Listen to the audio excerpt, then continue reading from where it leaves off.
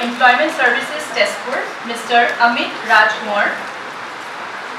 Coordinator of IQAC Tezpur College, Dr. Rajlakshmi Sonowal. Our esteemed media personnel present here, my dear colleagues and beloved students of Tezpur College. A very good morning to all of you. At the very outset, I would like to take the opportunity to welcome you all to this one-day entrepreneurship awareness program. I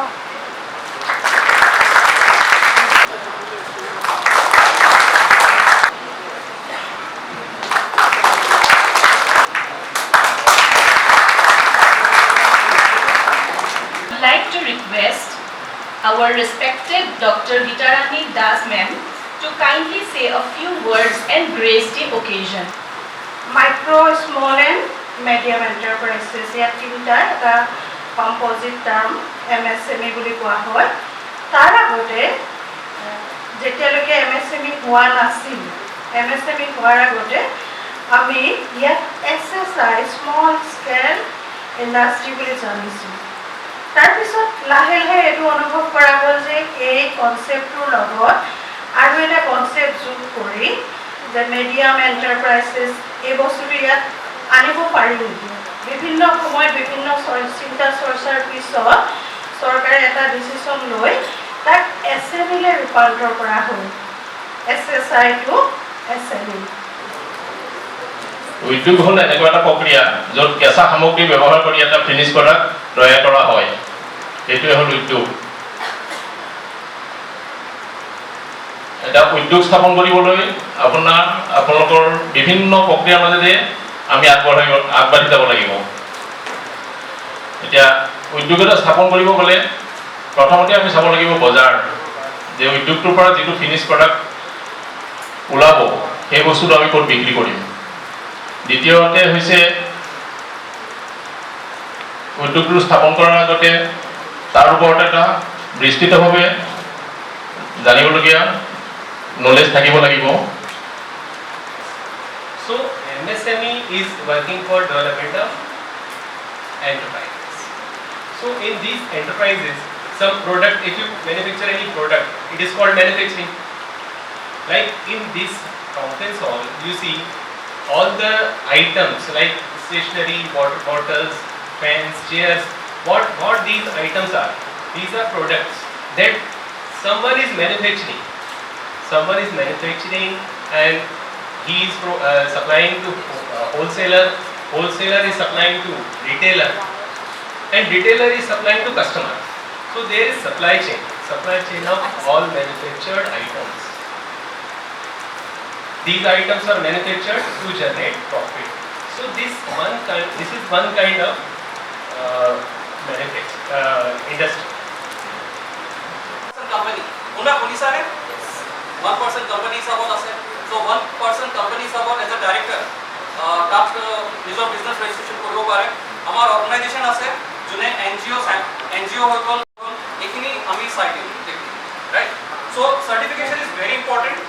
So এইটোৰ ওপৰত আমি গোটেইখিনি চাম।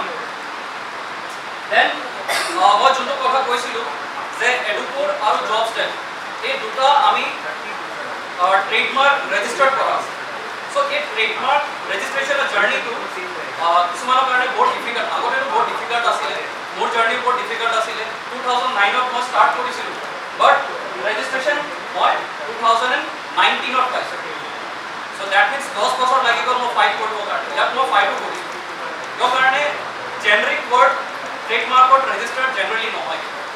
আমি যদি কিছুমান word আছে, for example চে য'ত আমাৰ ইভেন ফাৰ্ম ৰেজিষ্ট্ৰেশ্যনো নহয়, বাট মই 2009-2010ত মই ৰেজিষ্টাৰ্ড কৰিছিলোঁ। সেইকাৰণে DVRS ইণ্ডিয়া, মোৰ IT ফাৰ্ম, টেকনলজিকেল ফাৰ্ম আছে, সেইটো মোৰ DVRS ইণ্ডিয়া নামত আছে। চ' আজিৰ দিনত সেই ইণ্ডিয়া ৱৰ্ডটো ল'ব নোৱাৰে, সেই তেনেকুৱা ধৰণৰ কিছুমান আছে। আৰু কিছুমান জেনেৰিক ৱৰ্ড আছে য'ত ধৰি লওক যেনেকৈ কলেজ হৈ গ'ল বা বুক হৈ গ'ল বা নেশ্যনেল হৈ গ'ল, এই ৱৰ্ডছবিলাক বহুত জেনেৰিক হয়, যেনেকৈ জব হৈ গ'ল। চ' এইখিনি ৱৰ্ডবিলাক আপোনালোকে সোনকালে ভিতৰত নাপাব ৰেজিষ্ট্ৰেশ্যন। চ' ৰেজিষ্ট্ৰেশ্যনৰ ফাৰ্ষ্ট যোনটো আহে আমি এপ্লাই কৰোঁ। এপ্লাই কৰিবৰ কাৰণে ইণ্টেলেকচুৱেল প্ৰপাৰ্টি ৰাইটছৰ পৰ্টেল আছে, য'ত আপোনালোকৰ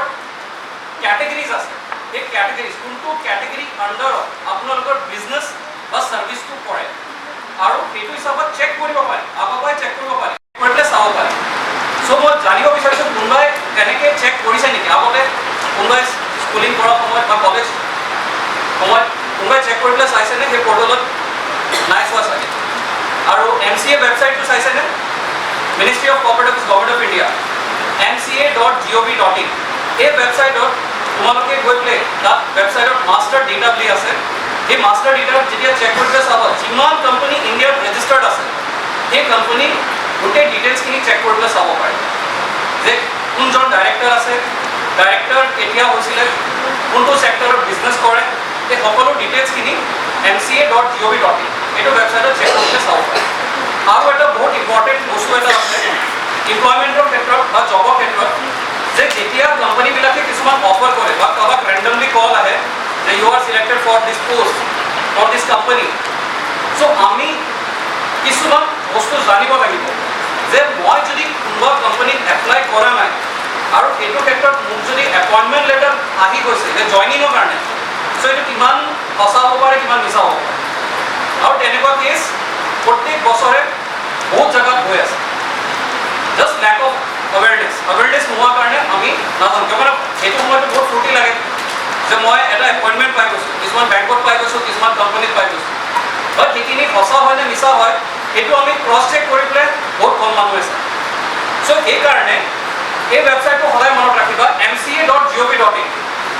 চ' এই ৱেবছাইটত কোনোবাই যদি কৈছে যে আমাৰ এটা কোম্পানী আছে, ফৰ এক্সাম্পল মই যদি কৈছোঁ যে মোৰ কোম্পানী আছে Educore employment services private limited, just কোৱাৰ কথাটো বিশ্বাস নকৰিব। কোম্পানী নামটো তাত চেক কৰি পেলাই চাওক, চেক কৰি পেলাই কেতিয়া ৰেজিষ্ট্ৰেশ্যন কৰা হৈছিলে আৰু তাৰ ডাইৰেক্টৰ কোন হয়, সেই ভেৰিফাই কৰাৰ পিছতে বা তাৰ এড্ৰেছ হয়তো সেই ভেৰিফাই কৰাৰ পিছতে সেই একশ্যনটো ল'ব লাগে যে মই সেইটো এপ্লাই কৰোঁ নে নকৰোঁ, ৰাইট? চ' সেইখিনি বস্তু।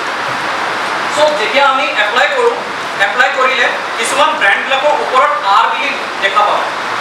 কেতিয়াবা চাইছানে কেতিয়াবা যে ব্ৰেণ্ডৰ ওপৰত R লিখা থাকে, that means they have applied for trademark. ট্ৰেডমাৰ্কৰ কাৰণে এপ্লাই কৰিছে but they are not registered, এতিয়ালৈকে ৰেজিষ্টাৰ্ড হোৱা নাই, ৰাইট? চ' ৰেজিষ্টাৰ্ড কেতিয়া হ'ব? চৰি, TMৰ কথা কৈ আছোঁ, ঠিক আছে? TM লিখা থাকে। চ' যেতিয়া R লিখি দিয়ে, চ' দেট মিনছ সেইটো কোম্পানী ৰেজিষ্টাৰ্ড হৈছে। আৰু তাৰ মাজত যোনটো জাৰ্ণি হয় সেই জাৰ্ণিত বহুতবাৰ কেছ ফাইল হয়। ফৰ এক্সাম্পল চে মই এডুকোৰ ৱাৰ্ডটো দিছোঁ, এতিয়া এডুকেয়াৰ বুলিও এটা কোম্পানী আছে, ৰাইট? বহুত ভাল ডাঙৰ টেকনলজিকেল কোম্পানী আছে। যেতিয়া মই এডুকোৰটো দিছোঁ, মই এজ এ কেছ ষ্টাডি তোমাক লাইভ কেছ ষ্টাডি কৈ আছোঁ। এনেকুৱা সাধাৰণতে কেছ ষ্টাডি বহুত কম পোৱা যায়। চ' মই যেতিয়া এপ্লাই কৰিছিলোঁ, চ' এইটো অকণমান চিমিলাৰ কোম্পানীৰ লগত মিলি গৈছিল, এডুকোৰ আৰু এডুকেয়াৰ, ৰাইট? চ' এডুটেকো আছে, টেকনলজিকেল কোম্পানী। চ' সেইটো ক্ষেত্ৰত কি হয়, যেতিয়া জাৰ্নেল মানে গভৰ্ণমেণ্ট অফ ইণ্ডিয়া যেতিয়া জাৰ্নেল পাব্লিছ কৰে, চ' সেইটো হিচাপত কোনোবাই যদি অপ'জ কৰিব বিচাৰে যে নহয় এইটো মোৰ লগত মিছমেচ হৈছে বা মোৰ লগত মিলিছে, বা এনেকুৱাও আছে, মই বেংগলোৰত এটা জেগা পাইছোঁ য'ত এইটো ক'ত নামত মানে কোম্পানী নহয় আৰু জাষ্ট এটা অৰ্গেনাইজেশ্যন এটা চলি আছে, বাট আপুনি এতিয়া প্ৰুফ কৰিব লাগিব যে আপুনি কেতিয়া ষ্টাৰ্ট কৰিছিলে আৰু সেইটো কোম্পানী কেতিয়া ষ্টাৰ্ট হৈছিলে। চ' মোৰ ওচৰত বহুত চাফিচিয়েণ্ট এভিডেঞ্চ আছিলে, কিয় কাৰণে ডক্টৰ অমৰজ্যোতি চৌধুৰী ছাৰে নিজে উদ্বোধন কৰা পেপাৰ, চব পেপাৰতে পাব্লিছ হৈছে গোটেইখিনি হেৰি আৰ্টিকলছবিলাক, ৰাইট? লগতে চবতকৈ ডাঙৰ মই যোনটো চবতকৈ ডাঙৰ কাম এটা কৰিছিলোঁ, সেইটো কাৰণে মই নিজৰ যোনটো আছিলে সেইটো মই পাই গ'লোঁ। সেইটো হ'ল মই ৱেবছাইট বনাইছোঁ, ৰাইট? www.educode.in এতিয়াও চাব পাৰিবা, সেই ৱেবছাইটটো আছে, ডক্টৰ অমৰজ্যোতি চৌধুৰী ছাৰে নিজে উদ্বোধন কৰা সেইটো। চ' যেতিয়া মই এইটো বস্তু যেতিয়া চেণ্ট্ৰেল গভৰ্ণমেণ্টক মই ছাবমিট কৰিছোঁ যে মোৰ 2009ৰ পৰা মই এইটো লৈ পেলাই কাম কৰি আছোঁ, এতিয়া গভৰ্ণমেণ্টে যোনজনে অপ'জ কৰিছিলে তাক ছাফিচিয়েণ্ট ডকুমেণ্ট প্ৰভাইড কৰিব কৈছে যে আপোনালোকৰ এষ্টাব্লিছমেণ্ট কেতিয়া। চ' তেওঁ নোৱাৰিলে নিজৰ এষ্টাব্লিছমেণ্ট দেখাব, আৰু ফাইনেলি গৈ পেলাই মই আফটাৰ 3 ইয়াৰ্ছৰ পিছত মই ৰেজিষ্টাৰ্ড, যোনটো চেণ্ট্ৰেল গভৰ্ণমেণ্টৰ ৰেজিষ্টাৰ্ড গভৰ্ণমেণ্ট অফ ইণ্ডিয়া, মই ৰেজিষ্ট্ৰেশ্যন চাৰ্টিফিকেট। চ' বহুত ক্ষেত্ৰত এনেকুৱা হৈ আছে এইটো কিয় ইম্পৰ্টেণ্ট কৈ আছোঁ যে ফৰ এক্সাম্পল যে নিজৰ বিজনেছটো বা নিজৰ ব্ৰেণ্ডটো আজিৰ দিনত যেতিয়া নেশ্যনেল লেভেল বা ইণ্টাৰনেশ্যনেল লেভেলত লৈ যাব বিচাৰা তেনেহ'লে সেই নামটো ৱৰ্ল্ডৰ বা ইণ্ডিয়াৰ যিকোনো জেগাত হ'ব পাৰে আমিতো নাজানিব পাৰোঁ ৰাইট কিন্তু আমি যদি নজনাকৈ সেই ব্ৰেণ্ডটো লৈ পেলাই 1 বছৰ 2 বছৰ যদি কাম কৰি আছোঁ আৰু কালিকৈ যদি কোনোবাই অলৰেডি ৰেজিষ্ট্ৰেশ্যন লোৱা আছে চ' তেওঁ তোমালোকৰ বিজনেছটো বন্ধ কৰি দিব পাৰে চ' 3 বছৰ যদি কৰিছা সেই গোটেই কষ্টটো গুচি গ'ল ইমান কষ্ট কৰি পেলাই এটা ব্ৰেণ্ড বনোৱা যায় না your brand is your identity right so' সেইটো কাৰণে এই ট্ৰেডমাৰ্ক ৰেজিষ্ট্ৰেশ্যনটো কৰাটো আজিৰ দিনত মষ্ট ইম্পৰ্টেণ্ট যিকোনো জেগাত তোমালোকে যদি এই কথাটো সোধা তেনেহ'লে তোমাক ক'ব যে নিজৰ ব্ৰেণ্ড বা নিজৰ আইডেণ্টিটিটো প্ৰটেক্ট কৰিবৰ কাৰণে IPR intellectual property rights registration কৰিব অত্যন্ত ক্লিয়াৰ হৈ গৈছে এইটো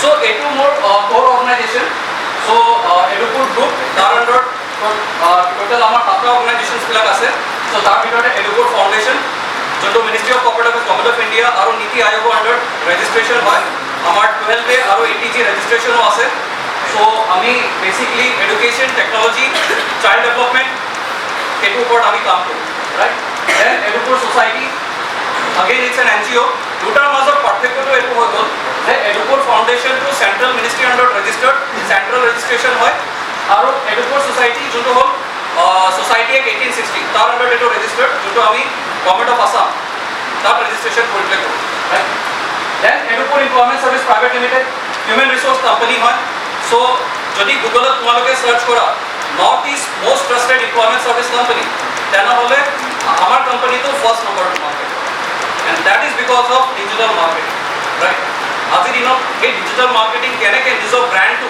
প্ৰমোট কৰিব পাৰি আৰু কেনেকৈ আমি ছ'চিয়েলি সেই বস্তুটো ৰিকগনাইজ কৰিব পাৰি সেইটোৰ ওপৰত আমাৰ কোম্পানীয়ে ডাইৰেক্টলি কাম কৰে then jobsell.com it's a online portal যেনেকৈ হৈ গ'ল আমাৰ নকৰি শ্বাইন তেনেকুৱা ধৰণৰ যোনটো পৰ্টেল আছে এইটো নৰ্থ ইষ্টৰ কাৰণে মই ডেডিকেটলি বনাইছোঁ আৰু we are the first company য'ত আমি টোল ফ্ৰী এটা হেল্পলাইন নম্বৰ লঞ্চ কৰিছোঁ IVR চিষ্টেমত যেনেকৈ মাল্টিনেশ্যনেল কোম্পানী যেনেকৈ হেৰি কৰে চ' সেইটো আমি এতিয়া বৰ্তমান 12 ঘণ্টা ছাৰ্ভিচ প্ৰভাইড কৰি আছোঁ ৰাতিপুৱা 9টা বজাৰ পৰা ৰাতি 9টালৈকে চ' ইয়াত অলপ নম্বৰটো মেনশ্যন কৰা আছে চ' সেইটো নম্বৰ তোমালোকে বা অসমৰ বা নৰ্থ ইষ্ট বা ইণ্ডিয়াৰ যিকোনো জেগাৰ পৰা যদি কল কৰে তেনেহ'লে আমাৰ ৰিপ্ৰেজেণ্টেটিভ আছে ডিপাৰ্টমেণ্ট আছে আৰু সেই কলটো তোমালোকে নিজৰ জবৰ যি কোৱাৰী আছে যে যোনটো লোকেশ্যনৰ কাৰণে বা যোনটো ছেক্টৰৰ কাৰণে মই জবটো কৰিব বিচাৰোঁ তাৰ ওপৰত ডাইৰেক্টলি ডিটেইলছখিনি ল'ব পাৰে ৰাইট আৰু এই গোটেই কলটো কমপ্লিটলি ক্লাউড ছাৰ্ভাৰ আৰ্কিটেকচাৰ মডেলত মানে এইটো কৰা হয় ডেট মিনছ গোটেই কলটো ৰেকৰ্ডেড থাকে on quality purpose basis right so' এইটো আমি ক'ভিডৰ সময়ত এইটো লঞ্চ কৰিছোঁ ছেকেণ্ড এই ছেইম নম্বৰতে যদি তোমালোকে জাষ্ট হাই বুলি মেছেজ এটা দিয়া চ' তেনেহ'লে আমি কমপ্লিট এটা কনভাৰ্চেশ্যনটো কমপ্লিট AI আৰ্টিফিচিয়েল ইণ্টেলিজেন্সৰ ওপৰত আমি এই কমপ্লিট হোৱাটছআপ মেছেজিং চিষ্টেমটো প্ৰভাইড কৰিছোঁ যোনটো বেংকত দেখা পোৱা যে বেংকৰ হোৱাটছআপত যদি মই হাই মেছেজ কৰোঁ তো বেংক একাউণ্টৰ পৰা ডিটেইলছ কাৰেণ্ট ষ্টেটাছটো কি কিমান আমাৰ বেলেঞ্চ আছে বা লাষ্ট ট্ৰানজেকশ্যনৰ ডিটেইলছ তো এইবিলাক বেচিকলি মাল্টিনেশ্যনেল কোম্পানী বা নেশ্যনেলাইজ বেংক সিহঁতি এই চিষ্টেমটো এডপ্ট কৰে চ' ছেইম টেকন'লজি আমি আমাৰ এমপ্লয়মেণ্ট ছাৰ্ভিচতো এডপ্ট কৰিছোঁ চ' সেইখিনি ছাৰ্ভিচো 24 আৱাৰ্ছ ছাৰ্ভিচটো ইউটিলাইজ কৰিব পাৰে চ' এইটো আমাৰ জবছেল হ'ব যোনটো আমি ৰেজিষ্টাৰ্ড IPR হোৱা আছে then DBRS India so DBRS India is a software technological company so by profession I'm an IT developer information technology software website project designing development ওপৰত কাম হয় so তাত আমি বিভিন্ন ধৰণৰ ছফটৱেৰছ বনাওঁ তেনেকৈ চ' আমি যিখিনি বিজনেছ অট'মেশ্যনছবিলাক কৰিছোঁ বা টেকন'লজি যোনটো লৈছোঁ সেইটো আমাৰ ইন হাউচ হয় আমি কোনো বাহিৰৰ পৰা তেনেকুৱা ধৰণৰ চিষ্টেম বা এডপ্ট কৰা নাই আমি ইয়াতে ডেভেলপ কৰোঁ চ' এইটো হ'ল then Tezpur online so' basically Tezpur online 2010ত এক্স MLA ছাৰ ৰাজেন বৰঠাকুৰে তেখেতে ইন'ভেশ্যন কৰিছিলে যে তেজপুৰৰ ফাৰ্ষ্ট অফিচিয়েল এটা ৱেবছাইট আমি কৰিছিলোঁ চ' য'ত তেজপুৰক আমি ৰিপ্ৰেজেণ্ট কৰোঁ ডেট মিনছ তাত আমি বিজনেছ ডাইৰেক্টৰিজ আছিলে য'ত আমি চাৰ্চ কৰি পেলাই বিভিন্ন ধৰণৰ বিজনেছেছবিলাক চেক কৰি পেলাই চাব পাৰোঁ এতিয়া আমাৰ এইটো কমপ্লিট এটা অনলাইন ডাইৰেক্টৰি এপ বনাই দিলোঁ এতিয়া তোমালোকে তেজপুৰ অনলাইন বুলি প্লে ষ্ট'ৰত যদি চাৰ্চ কৰা চ' তাত তোমালোকে এপটো পাবা আৰু তাত ফাৰ্ষ্ট টাইমৰ কাৰণে তেজপুৰত আমি এনেকুৱা চিষ্টেম বনাইছোঁ যে তাত যদি তোমালোকে ইলেক্ট্ৰিচিয়ান, প্লাম্বাৰ বা hardware repairing, mobile repairing search যদি কৰা, যিমান বিজনেছ এষ্টাব্লিছমেণ্ট আছে সেইখিনি তোমালোকে কণ্টেক্ট নম্বৰ, এড্ৰেছ সকলো বস্তু ডাইৰেক্টলি পাবা। চ' এই বস্তুটো আমাৰ বহুত দৰকাৰ আছিলে। আজি তেনেকৈ ধৰি লোৱা যে চাপ'জ কাৰোবাৰ বিয়া আছে, তো বিয়াৰ কাৰণে আমাক ফটোগ্ৰাফাৰটো বহুত ইম্পৰ্টেণ্ট, ফটোগ্ৰাফাৰ লাগে, ৰাইট? বা ইমেজিন কৰা আজি প্ৰগ্ৰামটো ইভেণ্টটোৰ কাৰণে, তো ফটোগ্ৰাফাৰ লাগে। চ' আমি সোনকালে ভিতৰত ফটোগ্ৰাফাৰ ইনফৰমেশ্যনছো ক'ব পাৰোঁ। চবৰ ওচৰত চব সময়তে ইনফৰমেশ্যনছ নাথাকে বা আমি ডিপেণ্ডেবল হ'বলগীয়া হয়। চ' সেইকাৰণে আমি সেই প্লেটফৰ্মটো বনাইছোঁ, যোনটো প্লেটফৰ্মত আমি সেই কণ্টেক্ট নম্বৰ ইনফৰমেশ্যনটো আমি তাত ল'ব পাৰোঁ। চাইমেলটেনিয়াছলি তোমালোকৰ ভিতৰৰ পৰা কোনোবাই যদি বিজনেছ নিজৰ ক্ৰিয়েট কৰিব বিচাৰে, তেনেহ'লে তোমালোকক এটা কি লাগিব? মাৰ্কেট প্লেচ লাগিব, কাৰেক্ট? য'ত তোমালোকে ট্ৰেড কৰিব বিচাৰিব, বাই এণ্ড চেল কৰিব বিচাৰিব। চ' সেই বাই এণ্ড চেল কৰিবৰ কাৰণে সেই প্লেটফৰ্মটো আমি ইয়াত বিল্ড আপ কৰিছোঁ, যাতে কোনোবাই চাপ'জ যে আচাৰ বনোৱা বা পাপৰ বনোৱা তেনেকুৱা যদি কোনোবাই বিজনেছটো কৰে, তাত চাৰ্চ কৰিলে ডাইৰেক্টলি সেই কণ্টেক্ট নম্বৰটো ডাইৰেক্টলি পায়। আৰু পাব্লিকক কি লাগে? কণ্টেক্ট নম্বৰটো পাই গ'লে ডাইৰেক্ট কল কৰিলে হৈ গ'ল এটা বিজনেছ, ৰাইট? চ' সেই তেনেকুৱা ধৰণৰ ইক'চিষ্টেম বিল্ড আপ কৰিবৰ কাৰণে আমি তেজপুৰ অনলাইনটো ইন্ট্ৰডিউচ কৰিছোঁ, ৰাইট? নেক্সট হৈ গ'ল এডুকেশ্যন শিক্ষা মিছন। চ' আমি ক'ভিডৰ পিছত এটা বস্তুটো বুজি পাইছোঁ যে ডিজিটেল এডুকেশ্যন আজিৰ দিনত বহুত বেছি ইম্পৰ্টেণ্ট আৰু বহুত স্পীডত গ্ৰ' কৰি আছে। ডেট মিনছ যে আমি যিকোনো সময়ত যিকোনো জেগা পৰা যিকোনো বস্তু শিকিব পাৰোঁ। এইটো আমাক ডিজিটেল এডুকেশ্যনে প্ৰুভ কৰি দিয়ে, ৰাইট? চ' এইটো কাৰণে আমি এডুকেশ্যন শিক্ষা মিছনৰ আণ্ডাৰত আমি কিছুমান ছাবজেক্টছবিলাক লৈছোঁ, যোনটো আমি অল অভাৰ অসমত আমি এইটো এডুকেশ্যনটো প্ৰভাইড কৰি আছোঁ। তাৰ ভিতৰত আমি দুটা ছাবজেক্ট অলৰেডি এনৰোল কৰা হৈ গৈছে। এটা হৈ গ'ল আমাৰ কম্পিউটাৰ এডুকেশ্যনটো, যে আজিৰ দিনত কম্পিউটাৰ উইদাউট কম্পিউটাৰটো আমি একো ইমেজিন কৰিব নোৱাৰোঁ, ৰাইট? চবৰে হাততে মোবাইল আছে। চ' চবে নিজৰ বিজনেছ বা চবে নিজৰ প্ৰেজেঞ্চটো ইণ্টাৰনেটত বিচাৰে। চ' ডেট মিনছ আমাক কম্পিউটাৰ নিজৰ বিজনেছ বা নিজৰ চাকৰি ক্ষেত্ৰতে হওক আমি আগবাঢ়িবৰ কাৰণে computer education is the must, সেইটো লাগে। ছেকেণ্ড, আমি স্পকেন ইংলিছৰ তাত কিছুমান অলৰেডি ক্লাছেছ আমি প্ৰভাইড কৰি দিছোঁ। আৰু এই দুটাই বস্তু আমি কিছুমান স্কুলছ বা কলেজেছবিলাকক চিলেক্টিভলি আমি ফ্ৰী অফ কষ্ট প্ৰভাইড কৰি আছোঁ। চ' ডেট মিনছ আজি যিমান উপস্থিত আছে চবেই যদি যোনটো নম্বৰ আছে হেল্পলাইন নম্বৰ, তাতে যদি তোমালোকৰ নাম আৰু কলেজৰ নামটো মেনশ্যন কৰি পেলাই আজি ডেটত যদি হোৱাটছআপ কৰি দিয়া, তেনেহ'লে আমি তোমালোকক সেই কৰ্চেছবিলাকক এনৰোল কৰাই দিম। আৰু সেই কৰ্চত FIT fundamentals of information technology আৰু DIT diploma in information technology, এই দুটাই কৰ্চ মই সকলো যিমানখিনি ইয়াত উপস্থিত আছে চবকে মই ফ্ৰী প্ৰভাইড কৰিম, ৰাইট? চ' এই চাৰ্টিফিকেশ্যন যোনটো আছে আমাৰ যিহেতু গভৰ্ণমেণ্ট অফ ইণ্ডিয়াৰ আণ্ডাৰত ৰেজিষ্টাৰ্ড, ত' চেণ্ট্ৰেল চাৰ্টিফিকেশ্যন পাব। ডেট মিনছ এই চাৰ্টিফিকেশ্যনটো তোমালোকৰ private sector, public sector, semi government চব ছেক্টৰতে এই চাৰ্টিফিকেশ্যনটো কামত আহে, ৰাইট? চ' এইখিনি মই আজি সকলোকে চবকে প্ৰভাইড কৰিম। প্লাছ আমি আৰু এটা বস্তু বহুত ইম্পৰ্টেণ্ট, যিহেতু ইমপ্লয়মেণ্ট ছেক্টৰত আমি লাষ্ট 10 বছৰৰ পৰা কাম কৰি আছোঁ। চ' ইমপ্লয়মেণ্ট ছেক্টৰত আজি ডেটত আমি যিখিনি বস্তু দেখিছোঁ, চ' সেইটো চবতকৈ ডাঙৰ ইম্পৰ্টেণ্ট বস্তুটো হৈছে স্কিল, ৰাইট? চ' এতিয়া এডুকেশ্যন পলিচি চেঞ্জ হৈছে, সকলোৱে গম পোৱা যে নতুন এডুকেশ্যন পলিচি আহিছে, ৰাইট? তাত এটাই কথা লৈ পেলাই বাৰে বাৰে এই বস্তুটো বুজাইছে যে skill is very important. Business কৰক বা জব কৰক, দুইটাতে কিন্তু স্কিল লাগে। আৰু স্কিল নিজৰ আইডেণ্টিফাই কৰি পেলাই তাৰ ওপৰত যদি ৱৰ্কআউট আজিৰ দিনত নকৰে, তেনেহ'লে অহা সময়ত কিন্তু বহুত বেছি ষ্ট্ৰাগল কৰিব, বহুত বেছি, ঠিক আছে? So' already we have 700+ company registered আমাৰ লগত আছে। HDFC বেংক হৈ গ'ল, এক্সিছ বেংক হৈ গ'ল, বা আমাৰ যিমান ফাইনেন্স কোম্পানী আছে বা যিমান অট'মোবাইল কোম্পানী আছে, মোৰ যিমান আমাৰ লোকেল হিচাপত ডমেষ্টিক কোম্পানীজ আছে, চবখিনি আমাৰ লগত ৰেজিষ্টাৰ্ড আছে। আৰু যিমান HR আমাৰ লগত ৰেজিষ্টাৰ্ড আছে, সিহঁতি অলৰেডি ডিক্লেৰেশ্যন দি দিছে যে আমাক কি লাগে। চ' ইকনমিক্সত এটা কথা আছে, ডিমাণ্ড এণ্ড ছাপ্লাই, ক্লিয়াৰ? য'ত ডিমাণ্ড আছে আমি সেইটো যদি শিকি লওঁ আৰু ছাপ্লাই য'ত লাগে তাত প্ৰভাইড যদি কৰি দিওঁ, চ' ট্ৰেড হ'লনে নাই? আমি ডিমাণ্ডটো যদি নাজানো তেনেহ'লে আমি তাৰ ওপৰত ৱৰ্কআউট নকৰিম আৰু তাৰ ওপৰত য'ত আমাক দৰকাৰ হয় তো তাত আমি ছাপ্লাইটো নাপাম আৰু সেইকাৰণে আনএমপ্লয়মেণ্ট আজি ডেটত বহুত বেছি বাঢ়ি গৈছে জাষ্ট বিকজ অফ সেই গ্যাপিং যোনটো আছে ইনফৰমেশ্যন এণ্ড প্ৰচেছিং গ্যাপিং সেইটো কাৰণে আমি আজি আনএমপ্লয়মেণ্ট প্ৰব্লেমটো বেছি ফেচ কৰি আছোঁ ৰাইট চ' আমাৰ এডুকেশ্যন শিক্ষা মিছনে এইখিনি বস্তুৰ কাৰণে ছাপোৰ্ট কৰি আছে তাৰ লগতে আমি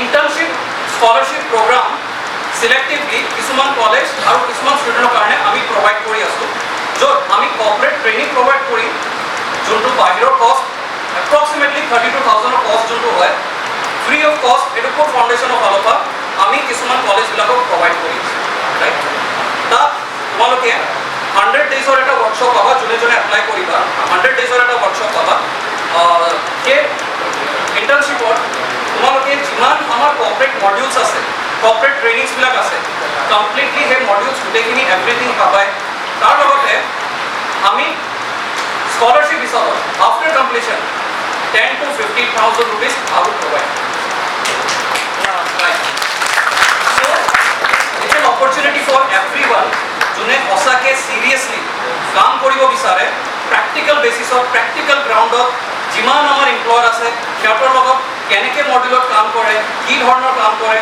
ষ্ট্ৰাকচাৰ্ছবিলাক কেনেকুৱা হয় অৰ্গেনাইজেশ্যন কেনেকৈ কাম কৰে প্ৰেক্টিকেল হিচাপত যদি শিকিব বিচাৰে তেনেহ'লে এই ইণ্টাৰ্ণশ্বিপ প্ৰগ্ৰামটো জইন কৰিব again after completion of this internship program আমি তোমালোকক এটা ইণ্টাৰ্ণশ্বিপ চাৰ্টিফিকেটো প্ৰভাইড কৰিম তাৰ লগতে DCA diploma in computer application সেই চাৰ্টিফিকেটো আমি প্ৰভাইড কৰিম বিকজ তাৰ আণ্ডাৰত আমি কমপ্লিট কম্পিউটাৰ স্কিলছবিলাক আমি প্ৰভাইড কৰিম ৰাইট এইখিনিও পাবা আগেইন তাৰপিছত আমি এটা অফাৰ লেটাৰো প্ৰভাইড কৰিম after completion of year graduation complete হোৱাৰ পিছত আমি অফাৰ লেটাৰ প্ৰভাইড কৰিম যদি আমি পচন্দ কৰিছোঁ তোমালোকক যদি ইণ্টাৰ্ণশ্বিপ কমপ্লিট কৰাৰ পিছত উই আৰ ছেটিছফাইড আৰু এটা মডিউল থাকে যোনটো 90% যদি মডিউলটো ছাকচেছফুলি কমপ্লিট কৰে পাৰফৰ্মেঞ্চ ভাল থাকে ডাইৰেক্টলি আমি অফাৰ লেটাৰ প্ৰভাইড কৰিম যদি আমাৰ অফিচটো বা আমাৰ অৰ্গেনাইজেশ্যন জইন কৰিব বিচাৰিছে তেনেহ'লে ডাইৰেক্টলি উইদাউট ইণ্টাৰভিউ জইন কৰিব পাৰে ঠিক আছে তাৰ লগতে আৰু কিছুমান আমাৰ এমপ্লয়াৰ আছে যোনে দেখিছে যে ডাইৰেক্ট কৰ্পৰেট ট্ৰেইনিং পাই গৈছে যোন কেণ্ডিডেটছবিলাকে সিহঁতো এগ্ৰী কৰিছে যে অহা সময়ত আমি তেনেকুৱা কেণ্ডিডেটক ডাইৰেক্টলি জইনিং কৰিম বিকজ কোনো অৰ্গেনাইজেশ্যনে এতিয়া নিজৰ ভিতৰত ট্ৰেইনিংটো কৰাব নিবিচাৰে কিয় কাৰণে এটা ট্ৰেইনিঙৰ কষ্ট আৰু কোম্পানীজবিলাকে অৰ্গেনাইজেশ্যনে সেই ট্ৰেইনিং কষ্টটো সব সময়তে ক্লিয়াৰ কৰিব নোৱাৰে আৰু এইটো কাৰণে আমাৰ ওচৰত অপৰচুনিটি বহুত কম চ' আমি যদি এজ এ প্লেটফৰ্ম হিচাপত যদি অপৰচুনিটি প্ৰভাইড কৰোঁ তেনেহ'লে তোমালোকৰ কাৰণে অপৰচুনিটি বাকী কেণ্ডিডেটছবিলাকতকৈ অকণমান বেছিকৈ পায় ৰাইট আৰু এইখিনি মই কৈ আছোঁ without interview that means complete কৰাৰ পিছত ডাইৰেক্টলি জইন চ' এই সুবিধাটো আমি তেজপুৰ কিছুমান কোম্পানীজ আৰু অৰ্গেনাইজেশ্যনবিলাকৰ কাৰণে আমি প্ৰভাইড কৰিছোঁ ক্লিয়াৰ হৈ গ'ল এইটো চ' আমি যেতিয়া পঢ়ি আছোঁ গ্ৰেজুৱেশ্যন কৰি আছোঁ তো গ্ৰেজুৱেশ্যন কমপ্লিট কৰাৰ পিছত আমাৰ ওচৰত তিনিটা অপশ্যন চ' ফাৰ্ষ্ট অপশ্যনটো হৈ গ'ল আমাৰ হায়াৰ এডুকেশ্যন কোনোবাই মাষ্টাৰ ডিগ্ৰী কাৰণে যাব ৰাইট বা কোনোবা আৰু বেলেগ কেৰিয়াৰ আছে সেইটো পাৰ্চু কৰিব যাব ৰাইট ছেকেণ্ড অপশ্যন হ'ল লুকিং ফৰ এ জব কিছুমান আছে যোনে চাকৰি বিচাৰিব চাকৰি জইন কৰিবৰ কাৰণে বিচাৰিব ৰাইট আৰু থাৰ্ড অপশ্যনটো হৈ গ'ল আমাৰ ওচৰত ষ্টাৰ্ট আপ বিজনেছ কাৰেক্ট এতিয়া মই জানিব বিচাৰিছোঁ আমাৰ ইমানখিনি ল'ৰা ছোৱালীৰ মাজত যে ফাৰ্ষ্ট যোনটো আছে হায়াৰ ষ্টাডিজৰ কাৰণে কিমানজন আছে যোনে হায়াৰ ষ্টাডিজ যাব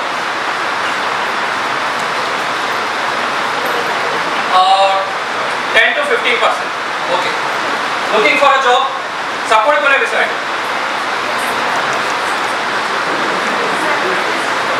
again 10 to 15% so 30% বিজনেছ কোনে কৰিব বিচাৰে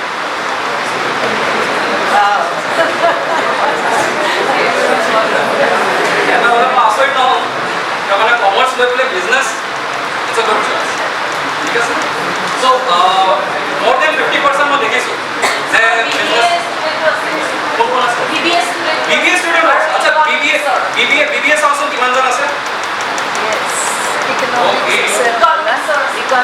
ইকনমিক্সৰো আছে ইকনমিক্সৰ কিমান আছে ভেৰি গুড বঢ়িয়া চ' কথা মই কওঁ কিন্তু আমি বিজনেছ তোমালোকে বিজনেছটো চুজ কৰিছা ঠিকে আছে মই সদায় এটা যিকোনো মঞ্চত হওক যিকোনো লেকচাৰত ক্লাছেছ বা তেনেকুৱাকৈ থাকিলে মই ডাইৰেক্টলি এইটো কথা কওঁ আছিল ৰাইট আমি এতিয়াও যদি চবেই যদি নিজৰ নিজৰ ডিষ্ট্ৰিক্টত বা বেলেগ জেগাত যদি ছাৰ্ভে কৰি পেলাই চোৱা তেনেহ'লে 100টা পৰিয়ালৰ ভিতৰত more than 90% পৰিয়াল ওলাব যোনে ক'ব যে মোৰ ল'ৰা ছোৱালীক মই চাকৰিকে দিছোঁ বিজনেছ ফাৰ্ষ্ট অপশ্যন কেতিয়াও হয় নে নহয় এগ্ৰী কৰে নে নকৰে ৰাইট চ' লাগিলে গভৰ্ণমেণ্টৰ ফ'ৰ্থ গ্ৰেডৰে হওক বা পাৰ্মানেণ্ট হওক বা টেম্পৰৰী হওক কণ্ট্ৰেকচুৱেল হওক যি হওক আমি সেইটোৱে বিচাৰিছোঁ ৰাইট কিন্তু এতিয়া অকণমান সময় সলনি কৰিছে এতিয়া আমি এই ট্ৰেণ্ডিঙত অণ্টাৰপ্ৰিনাৰশ্বিপ বা বিজনেছ এইখিনি আমি লৈছোঁ সদায় এতিয়া যোনটো জেনেৰেশ্যনত আমি বিজনেছটো লৈছোঁ আগতে এনেকুৱা আছিলে কোনোবাই বিজনেছ কৰিছে ডেট মিনছ ই ফেইলিয়াৰ হৈছে লাইফত বহুত জেগাত ফেইলিয়াৰ হৈছে উপায় নহয় পেলাই বিজনেছ কিবা এটা আৰম্ভ কৰিছে ৰাইট এইটো ধাৰণা আছিলে বাট আজিৰ দিনত এনেকুৱা নহয় আজিৰ দিনত চেঞ্জ হৈছে চ' এইখিনি বস্তু জানিবৰ কাৰণে বুজিবৰ কাৰণে কিয় কাৰণে আমি ডিচিজন কেতিয়া লওঁ আমি কেতিয়া ডিচিজন তেতিয়া লওঁ যেতিয়া আমি সেই বস্তুটো জানো নজনাকৈতো ডিচিজন কেতিয়াও নলওঁ হয় নে নহয় আজি এই কলেজখন তোমালোকে চুজ কৰিছা তো ডেফিনেটলি এডমিশ্যন হোৱাৰ আগতে কলেজৰ বিষয়েটো জানা না ৱেবছাইটত চাইছা ইণ্টাৰনেটত চাইছা বা বেলেগ মানুহবিলাকে তোমাক কৈছে তো জানি লৈছা তাৰপিছতো এডমিশ্যন লৈছা বাট বিজনেছটো এনেকুৱা আছিলে বাধ্য হৈ পেলাই মানে বিজনেছ নহয় একো নাই কৰি পেলাই লাইফত বিজনেছকে ষ্টাৰ্ট চ' আমি যেতিয়া এই ধাৰণা লৈ পেলাই যদি বিজনেছত ষ্টাৰ্ট কৰোঁ তেতিয়া আমি ফেইলিয়াৰ চান্সটো বেছি পাওঁ মজবুৰি কাৰণত বিজনেছ নহয় আৰু ইটছ আ পেশ্যন আজিকালি ৰাইট চ' এই ধাৰণাটো চেঞ্জ কৰিবৰ কাৰণে দিছ is the right generation right এতিয়া তোমালোকৰ জেনেৰেশ্যনৰ ওচৰত ইণ্টাৰনেট আছে আমাৰ যেতিয়া আমি আৰম্ভ কৰিছিলোঁ তেতিয়া ইণ্টাৰনেট ইমান বেছি নাছিলে আমি লিমিটেড ইনফৰ্মেশ্যন আজি ডেটত কি ইনফৰ্মেশ্যন নাই যোনটো আমি ল'ব নোৱাৰোঁ ক'ৰবাত যদি কিবা ৰিচাৰ্চ পেপাৰো যদি পাব্লিছ হৈছে আমি ইণ্টাৰনেট চাৰ্চ কৰিলে উইদিন 2-3 ডেইজৰ ভিতৰত আমি ৰিচাৰ্চ পেপাৰো পাই চ' চাফিচিয়েণ্ট এমাউণ্ট অফ নলেজ ইণ্টাৰনেটত এভেইলেবল আছে জাষ্ট এটা বস্তু লাগে সেইটো হৈ গ'ল যে ৰাইট ইণ্টেনশ্যন ৰাইট যদি ইণ্টেনশ্যনটো আমাৰ ক্লিয়াৰ হয় যে আমি লাইফত কি কৰিব বিচাৰোঁ তেনেহ'লে আমি নিজৰ কেৰিয়াৰটো চুজ কৰি ল'ব পাৰোঁ আৰু এইটো মই প্ৰেক্টিকেল এক্সাম্পল দি পেলাই তোমালোকক ৰাইট ছাপ'জ কৰা যে তোমালোকে গুৱাহাটী যাব লাগে গুৱাহাটী যোৱা ৰাস্তা কেইটা গুৱাহাটী কোনো যোৱা নাই গুৱাহাটী যোৱা ৰাস্তা দুটা চ' এটি ডিচাইড কৰিবৰ কাৰণে ৰাতিপুৱা তোমালোকে গুৱাহাটী যাব লাগে চ' দুটাৰ ভিতৰত যিকোনো এটা ৰাস্তা চুজ কৰিবা মেক্সিমামে কোনটো চুজ কৰা নগাঁও আচ্ছা ঠিক আছে নগাঁৱে চুজ কৰিছা ক্লিয়াৰ হৈ গ'ল বাছ কেইটা বজাত যায় ৰাতিপুৱা 6টা মানত যায় চ' ক্লিয়াৰ যে যোনটো বাছত যাম সেইটো 6টা বজাত যায় চ' 6টা বজাত যাবৰ কাৰণে কেইটা বজাত পাব লাগিব বা কেইটা বজাত উঠিব লাগিব 5টাত উঠি পেলাই যাব লাগিব ক্লিয়াৰ ইয়াৰ পৰা গুৱাহাটী বা ডিষ্টেঞ্চ কিমান মানে ইয়াৰ পৰা গুৱাহাটী ডিষ্টেঞ্চ কিমান ৰাইট কিমান ঘণ্টা লাগে 3 to 4 hours মেক্সিমাম তাতকৈ বেছিতো নালাগে চ' যেতিয়া আমাৰ ডেষ্টিনেশ্যন ক্লিয়াৰ আছে ক'ত যাব লাগে আৰু সেই ডেষ্টিনেশ্যন যাবৰ কাৰণে আমি কোনটো ভেহিকেল লওঁ আৰু কেইটা বজাত সেই ভেহিকেলটো লৈ পেলাই যাব লাগে আমি সেই জেগাটোত গৈ পেলাই সময়ত পাওঁ নে নাপাওঁ পাই যাম আমি এনেকুৱাতো নহয় ঠিক আছে 1 hour 2 hour প্লাছ মাইনাছ হ'ব that is a different thing but Guwahati গাড়ীত উঠি পেলাই আমি লখিমপুৰ পাওঁ নে কেতিয়াবা নাপাওঁ আমি চ' কেৰিয়াৰ ঠিক এনেকুৱা যদি তোমালোকৰ ডেষ্টিনেশ্যন ক্লিয়াৰ আছে যে লাইফত তোমালোকে ক'ত গৈ পেলাই ছেটিছফাইড পাবা এতিয়া তোমালোকে কোনটো গাড়ী ল'বা ক'ৰ পৰা ল'বা কেইটা বজাত উঠিবা আৰু এই জাৰ্ণিৰ কাৰণে যিমান সময় লাগে এইবিলাক চব নিৰ্ধাৰিত জাষ্ট প্ৰপাৰ প্লেনিংটো লাগে আৰু সেই প্লেনিঙৰ ওপৰত এক্সিকিউশ্যনটো লাগে ক্লিয়াৰ ৰাইট চ' সেইকাৰণে অণ্টাৰপ্ৰিনাৰশ্বিপ হিচাপত আমি সেই জাৰ্ণিটো ল'বৰ কাৰণে মই আজি তোমালোকক মোৰ নিজৰ পাৰ্চনেল 10x ফ্ৰেমৱৰ্ক প্ৰভাইড কৰিছোঁ ঠিক আছে যে অণ্টাৰপ্ৰিনাৰ হ'বৰ কাৰণে what will be the best possible way जो তোমালোকে वर्कआउट কৰি পেলাই কাম কৰি পেলাই আগবাঢ়িব পাৰে ঠিক আছে so are you excited yes sir দেখাও yes sir ঠিক আছে so first আমি যদি বুঝো যে entrepreneur কোন হয় first ডিফাৰেঞ্চটো আহি গ'ল কিয় কাৰণে বিজনেছ আৰু অন্টাৰপ্ৰেনাৰ এই দুটা বেলেগ বেলেগ বস্তু চ' কোনোবা ক'ব পাৰিবনে what is the basic difference as a business আৰু অন্টাৰপ্ৰেনাৰ হিচাপত এনিৱান এটলিষ্ট কমাৰ্চৰ পৰা এক্সপেক্ট কৰোঁ বা BBA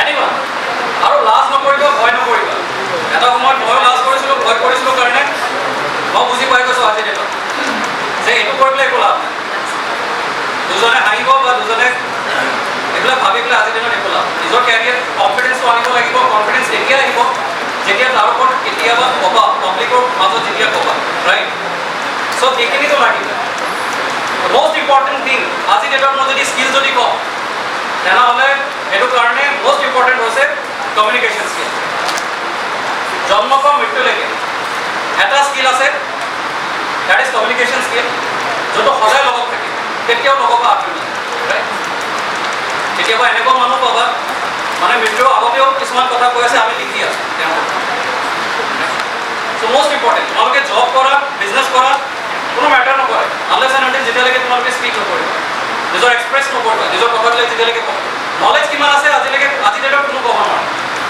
নলেজ কম্পেয়াৰ কৰিবলৈ নোৱাৰে কিছুমান বস্তু এনেকুৱা আছে নতুন ছেক্টৰ পাবা য'ত কমপ্লিটলি নতুন শিকিব লাগিব বাট এই চান্স আৰু অপৰচুনিটি যেতিয়া ল'ব বিচাৰিবা তেতিয়া ইউ হেভ টু স্পীক ক'ব লাগে সেইকাৰণে তোমালোকে মনত যি আছে আজিৰ দিনত এইখিনি বস্তু ক্লিয়াৰ কৰি ল'বা আৰু সেইকাৰণে মই ক'ব বিচাৰিছোঁ আচ্ছা কোৱা কোনোবা ক'বনে অন্টাৰপ্ৰিনাৰশ্বিপ আৰু বিজনেছ কি পাৰ্থক্য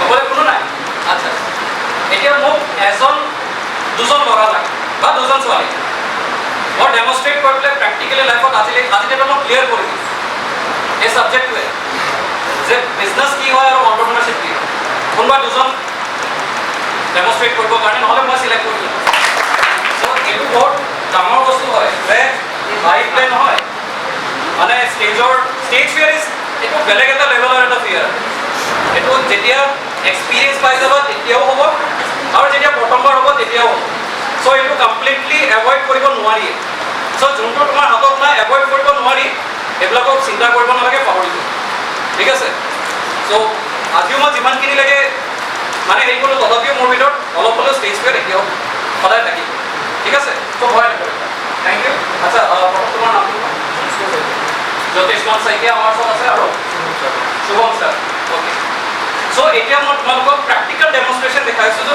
বিজনেছমেন কোন হয় আৰু অন্টাৰপ্ৰিনাৰ ঠিক আছে আচ্ছা ফৰ এক্সাম্পল ধৰি লোৱা দুইজনে খেতিয়ক হয় নিজৰ ঘৰত খেতি কৰে আৰু নিজৰ ঘৰত কল আছে ঠিক আছে কলৰ গছ আছে কল খেতি কৰে এতিয়া এটা মাৰ্কেট আছে সেই মাৰ্কেটত গৈছে যে শুভম জ্যোতিষমান আৰু শুভম তো শুভমে ফৰ এক্সাম্পল সেই মাৰ্কেটত গৈছে আৰু মাৰ্কেটত কল লৈ গৈ পেলাই কল চেল কৰিছে চ' কলৰ ৰেট কিমান আছে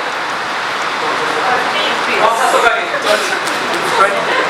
20 টকা বুলি 40-50 টকা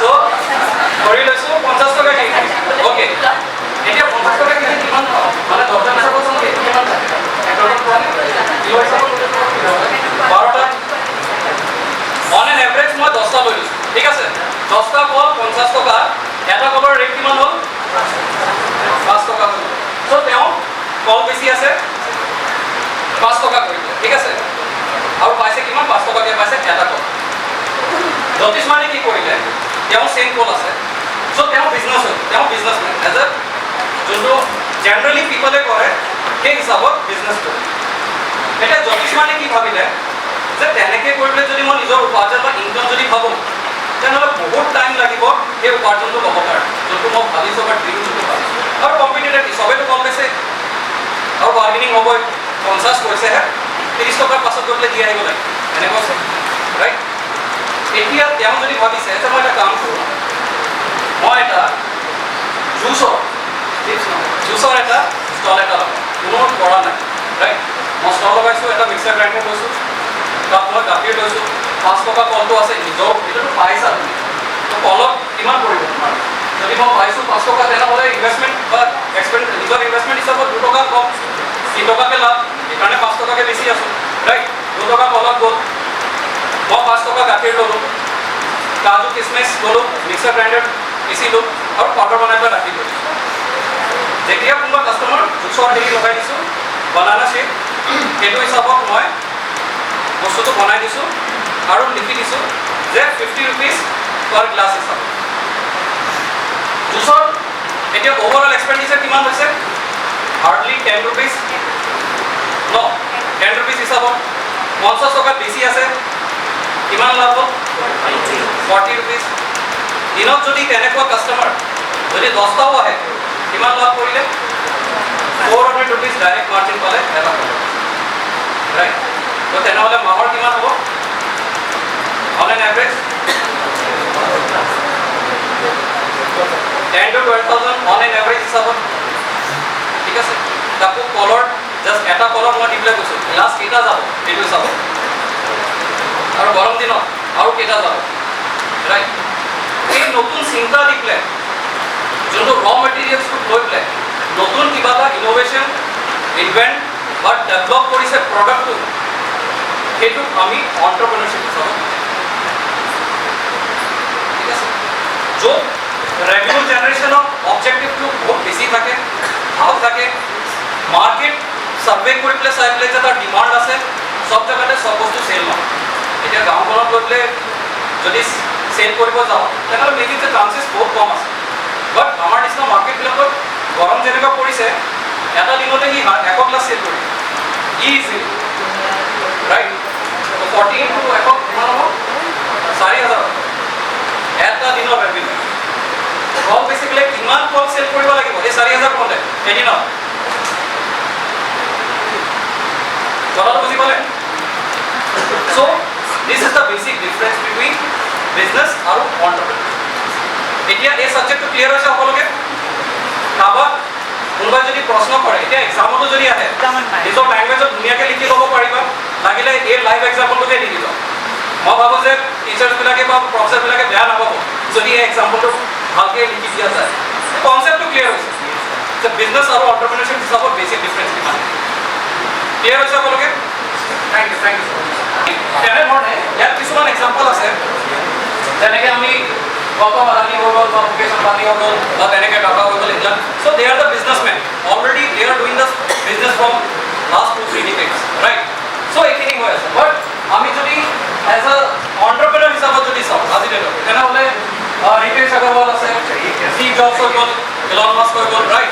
কিয় কাৰণে সিহঁতি নিজৰ বিজনেছটো নহয়, নিজৰ ব্ৰেণ্ডৰ ওপৰত নতুন ইন'ভেশ্যন আৰু টুৱাৰ্ড দ্য ছ'চাইটি ছ'চিয়েল ডেভেলপমেণ্টৰ ওপৰত বহুতখিনি কাম আগবঢ়াই লৈ গৈছে, ৰাইট? চ' এইটো হয়। চ' অন্টাৰপ্ৰেনাৰ আমি কাক কওঁ basically? So' basically they create the new market by new idea. নতুন এটা আইডিয়া বা নতুন চিন্তা লৈ পেলাই যেতিয়া মাৰ্কেটত কাম কৰা হয়, চ' তেতিয়া আমি সেইজনক এজ এ বিজনেছমেন হিচাপত, এইটো নহয় যে কালিকে তোমালোকে কাপোৰৰ দোকান এটা খুলি দিয়া, চ' অন্টাৰপ্ৰেনাৰ সেইটো নহয়, ৰাইট? সেইটো অন্টাৰপ্ৰেনাৰ নহয়। কিয় কাৰণে এইটো তেনেকুৱা আৰু ছেইম আছে, চ' চামথিং ডিফাৰেণ্ট।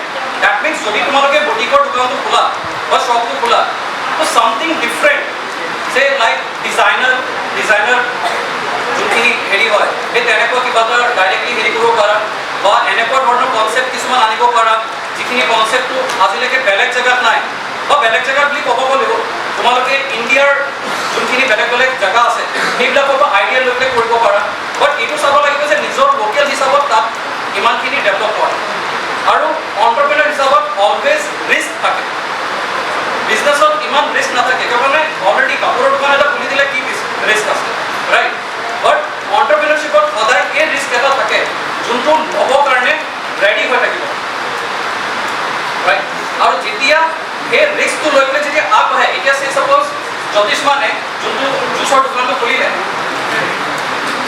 1 বছৰৰ পিছত যিমানখিনি ডেভেলপ হ'ব তাৰপিছত লাগিলে আৰু জুচৰ দোকান আহি যাওক, কিন্তু পুৰণা হিচাপত বহুতখিনি পচিবিলিটি আছে যে পুৰণা কাষ্টমাৰ সদায় কিন্তু জ্যোতিষমানৰ ওচৰতে যাব, যদি সি প্ৰডাক্ট, কোৱালিটি আৰু প্ৰাইচ এই 3টা বস্তু যদি মেইনটেইন কৰি ৰাখে।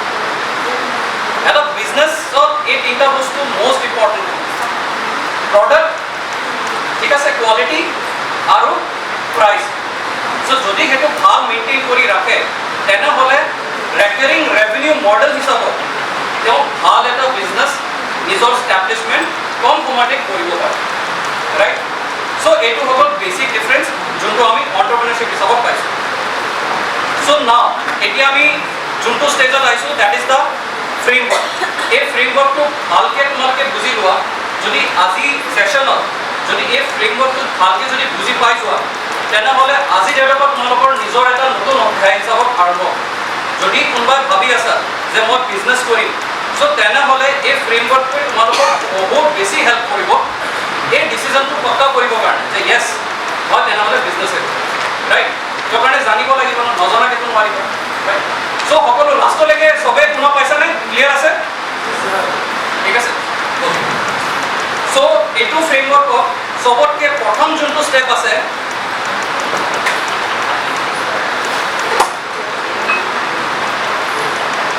চ' সেইটো হ'ল ask yourself what is your intention, your purpose or goal in life. ঠিক আছে? চ' ফাৰ্ষ্ট অফ অল চবেই কিন্তু আজি এই প্ৰশ্নটো, আৰু মই সদায় বিচাৰোঁ যে এই বস্তুটো কেতিয়াও ভাবিবৰ কাৰণে নহয়, সদায় লিখিত হ'ব লাগে যে আজিৰ পৰা যদি জাৰ্ণিটো চিৰিয়াছলি হিচাপত যদি কৰিব বিচাৰা এটা কপি এখন লোৱা আৰু কপিখনত মই যেনেকৈ কৈ আছোঁ তেনেকৈ ৱৰ্কআউট কৰা। মই গেৰেণ্টি দি আছোঁ 60 ডেইজৰ ভিতৰত তোমালোকৰ ভিজন আৰু লাইন একদম 100% ক্লিয়াৰ হ'ব। বাট চিৰিয়াছ হ'ব লাগে। চিৰিয়াছ যদি নোহোৱা সেইটো নহয়, ৰাইট? মই এইখিনি বস্তু তাকে দেখাই আছোঁ যোন চিৰিয়াছ হয়। ত' ফাৰ্ষ্ট হৈ গ'ল what is year intention and your goal or purpose in life. যে লাইফত কি কৰিব বিচাৰিছা। আজি যোনটো এডুকেশ্যন তোমালোকে লৈ আছা কিবা এটা ইণ্টেনশ্যনতে লৈ আছা, কিবা এটা পাৰ্পজতে লৈ আছা নে এনেই কৰিবৰ কাৰণে, তেনেকুৱাটো নহয়, ৰাইট? চ' সেইটো কাৰণে দ্য ফাৰ্ষ্ট যোনটো কুৱেশ্যন আহিব লাগে মাইণ্ডত, নিজকে প্ৰশ্ন কৰিব লাগে, সেইটো হৈ গ'ল your intention. ইয়াৰ কাৰণে লাইফ লং তোমালোকৰ ইণ্টেনশ্যনটোহে থাকিব তোমাৰ লগত। সেইটো কাৰণে বহুত সময়ত এনেকুৱা হ'ব যে লাইফ বহুত আপ এণ্ড ডাউন হ'ব, আৰু যেতিয়া আপ এণ্ড ডাউন যাব তেতিয়া তোমালোকে যি প্ৰশ্ন আৰম্ভ কৰিছিলা নিজৰ জাৰ্ণি যে মোৰ ইণ্টেনশ্যন, যে মোৰ গ'ল, মোৰ পাৰ্পাছ, সেই ইণ্টেনশ্যনে তোমালোকক কেৰি কৰি পেলাই আগলৈ লৈ যাবৰ কাৰণে সহায় কৰিব। আদাৰৱাইজ নকৰিম, চিৰিয়াছলি আদাৰৱাইজ নকৰিম, ৰাইট? চ' ফাৰ্ষ্ট এইটো ক্লিয়াৰ হৈ লোৱা যে what is your intention. Intention কি? কিয় বিজনেছমেন বনিব বিচাৰিছা, কিয় বিজনেছ কৰিব বিচাৰিছা, ঠিক আছে? Second 3 W's. What you like, what you know, what market needs, right? So that means what you like. তোমাৰ ইণ্টাৰেষ্ট কিহত আছে? এনেকুৱা নহয় যোনটো আমি ছাবজেক্ট চুজ কৰোঁতে কেতিয়াবা দেখা পাওঁ যে মোৰ লগৰবিলাক ছায়েন্সত গৈ আছে সেইকাৰণে মই ছায়েন্স ল'ম, ৰাইট? মোৰ ঘৰৰ পৰা কৈছে কমাৰ্চ ল'বৰ কাৰণে সেইকাৰণে মই কমাৰ্চ ল'ম, বাট মোৰ ইণ্টাৰেষ্টটো কিন্তু আৰ্টছত আছে। তো পিছত লাইফ ষ্টাডিটো নিজে কৰিব লাগিব। তোমালোকৰ পেৰেণ্টছেতো ষ্টাডি নকৰে বা তোমাৰ ফ্ৰেণ্ডছেতো নকৰে, নিজে কৰিব লাগিব। চ' যেতিয়া নিজে কৰিব লাগিব তেনেহ'লে ডিচিশ্যন কি হ'ব লাগিব? বেলেগৰ নে নিজৰ? নিজৰ হ'ব। চ' তেনেহ'লে নিজৰ ডিচিশ্যনটো কেতিয়া ল'বা? যোনটোত তোমাৰ ইণ্টাৰেষ্ট আছে। যোনটোত ইণ্টাৰেষ্ট নাই সেইটো ছাবজেক্টটো লৈ পেলাই তুমি কিমান দেৰি পঢ়িব পাৰিবা? ক্লিয়াৰ? চ' সেইকাৰণে ফাৰ্ষ্ট লাগিব ইণ্টাৰেষ্ট, নেক্সট লাগিব হোৱাট ইউ ন'। সেই ইণ্টাৰেষ্টৰ ওপৰত তোমালোকে কিমান জানা, স্কিল কি হয়। সেইটো কাৰণে আজি ডেটত মই কৈছোঁ উইদাউট স্কিল একো লাভ নাই। তো স্কিল লাগিব, তো সেই স্কিলটো জানিব লাগিব। দেন চাব লাগিব হোৱাট মাৰ্কেট নিডছ, মাৰ্কেটৰ ডিমাণ্ড কি আছে, ৰাইট? মাৰ্কেটৰ ডিমাণ্ড কি আছে? মাৰ্কেটত ৰাইট ডিমাণ্ডত আমি যদি ৰাইট স্কিলটো প্ৰডিউচ কৰিব নোৱাৰিম তেনেহ'লেতো আমি না জব পাম না বিজনেছ কৰিব পাৰিম।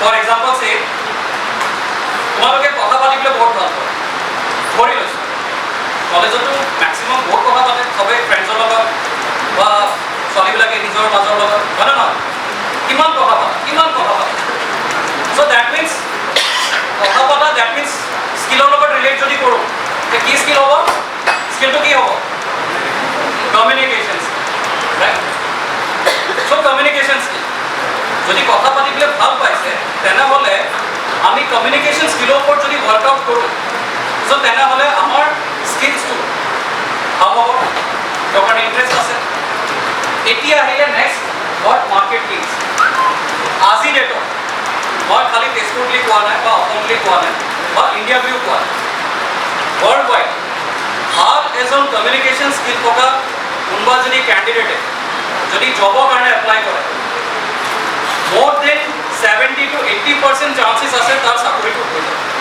based on communication skill technical skill মই কোৱা নাই কিয় কাৰণে টেকনিক্যাল স্কিল যেতিয়া কাভাৰ্ছত থাকে যদি ভালকে ইন্টাৰভিউ দিব নোৱাৰে ক'ব নোৱাৰে ৰিজেক্ট হয় পাছত অফচোস কৰে সবখিনি কথা মই জানিছোঁ ক'ব কিয় নোৱাৰে ৰাইট হয়নে তেনেকুৱা আৰু কিছুমান এনেকুৱাও পাইছোঁ মই টেকনিক্যাল স্কিল ইমান বেছি নাজানে কিন্তু কমিউনিকেশ্যনৰ ক্ষেত্ৰত ইমান ধুনীয়াকৈ ইণ্টাৰভিউ কৈ দিয়ে যে মই আজি এতিয়া নাজানিব পাৰোঁ আপুনি যদি মোক টাইম দিয়ে মই আপোনাৰ ওচৰত ইয়াৰ প্ৰপাৰ আনচাৰ আৰু বেষ্ট পচিবল সলিউশ্যনটো মই প্ৰভাইড কৰিবলৈ আপোনাক দিব এই কনফিডেন্স লৈ পেলাই যেতিয়া কৈ দিয়ে তো ইণ্টাৰভিউত চিলেক্ট হোৱা চান্সেছটো বাঢ়ি যায় মানে প্ৰডাক্ট ট্ৰেইনিং দিয়া বা প্ৰডাক্টৰ লগত ৰিলেটেড ইনফৰমেশ্যন ট্ৰেইনিঙত ইজিলি পাই যায় ন আজিকালি ট্ৰেইনিং যদি প্ৰভাইড কৰা যায় কোনে শিকিব নোৱাৰে চবেই শিকিব পাৰে কিন্তু শিকি লোৱাৰ পিছত যদি ক'ব নোৱাৰে তেনেহ'লে সেই প্ৰডাক্ট ট্ৰেইনিঙৰ কিবা লাভ আছে জানো একো লাভ নাই চাহে এইটো বেংকৰ ছেক্টৰত হওক ফাইনেন্সৰ হৈ গ'ল বা যিকোনো ইণ্ডাষ্ট্ৰিয়েল ট্ৰেইনিং হৈ গ'ল যিকোনো হৈ গ'ল ট্ৰেইনিং আজিকালি ইম্পৰ্টেণ্ট নহয় এইটো ইজিলি এভেইলেবল পাই যাব যদি ইণ্টেনশ্যন আছে কিন্তু ট্ৰেইনিং লোৱাৰ পিছত কিমান ধুনীয়াকৈ ক'ব পাৰিব সেইটোহে আজি ডেটত বহুত মেটাৰ কৰে আৰু সেইটো কাৰণে মই জাষ্ট এক্সাম্পল দিলোঁ যে কথা পাতিবলৈ কিয় কাৰণে কলেজ লাইফত মষ্ট অফ দ্য টাইম আমাৰ কথা পাতিবলৈ বহুত যায় ফ্ৰেণ্ডছৰ লগত বিশেষকৈ চ' সেইটো যদি আমি কলেজ লেভেলতে এনেকুৱা ধৰণৰ চেমিনাৰ বা ৱৰ্কশ্বপত চান্স পাই পেলাই ক'ব পৰাকৈ যদি আমি কমিউনিকেশ্যন স্কিলটো 3 বছৰত যদি ডেভেলপ কৰি লওঁ তেনেহ'লে হাই পচিবিলিটি আছে জব বা বিজনেছ দুটা লাইনতে success clear second point clear হৈ গ'ল আপোনালোকে Third, then identify your skill or learn new skills, especially market trending skill, because your skill will build your reputation, and reputation is the new currency, right? So, যদি এতিয়া মই যেনেকৈ ক'লোঁ যে স্কিলৰ ওপৰত কথা এতিয়া আজি ডেটত কমিউনিকেশ্যন স্কিল এতিয়া মাৰ্কেট ট্ৰেইনিং ইয়াত মই হাইলাইট কৰি দিছোঁ প্ৰেজেণ্টেশ্যনত এইকেইটা কিছুমান বস্তু আছে যোনটো মষ্ট ইম্পৰ্টেণ্ট প্ৰেজেণ্টেশ্যনত চব বস্তু ইম্পৰ্টেণ্ট নহয় যোনটো বস্তু ইম্পৰ্টেণ্ট হয় তাক হাইলাইট কৰাটো বহুত দৰকাৰ ৰাইট চ' ইয়াত মই যোনটো থাৰ্ড লাইনত আইডেণ্টিফাই কৰিছোঁ এটাটো হ'ল identify to' first we need to identify যে স্কিলছ মোৰ ভিতৰত কি আছে বা কোনটো স্কিল মই ডেভেলপ কৰিব বিচাৰিছোঁ ছেকেণ্ড এইটো চাব লাগিব যে মাৰ্কেট ট্ৰেণ্ডিং স্কিল মাৰ্কেটত এতিয়া কোনটো স্কিল চবতকৈ বেছি ট্ৰেণ্ড হৈ আছে এতিয়া তোমালোকে জানানে মাৰ্কেটত চবতকৈ বেছি ট্ৰেণ্ডিং স্কিলটো কি এনিৱান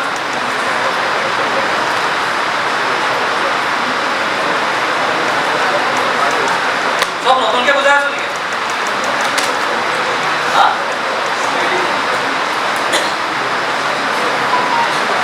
তোমালোকে চবতকৈ বেছি কি কৰা এতিয়া তোমালোকক যদি মই এবাৰ নিজৰ ডে টু ডে এক্টিভিটিৰ ভিতৰত যদি মই ৰিভিজন কৰিব দিওঁ চবতকৈ হাইয়েষ্ট তোমালোকে কি এক্টিভিটি কৰা কোৱাচোন ছ'চিয়েল মিডিয়া বেছ মই জানো আনচাৰটো আছে খালি ক'ব পৰা নাই চ' ছ'চিয়েল মিডিয়া চবতকৈ হাইয়েষ্ট এক্টিভিটি কৰা চ' হোৱাট ইজ ছ'চিয়েল মিডিয়া কোনোবাই ডিফাইন কৰিব পাৰিব বা ছ'চিয়েল মিডিয়াত আমি কি পাওঁ information content right key content digital content right any kind of information joto ami social media hobo ba internet ta jodi pao that is your digital content digital data so ki format thakibo pare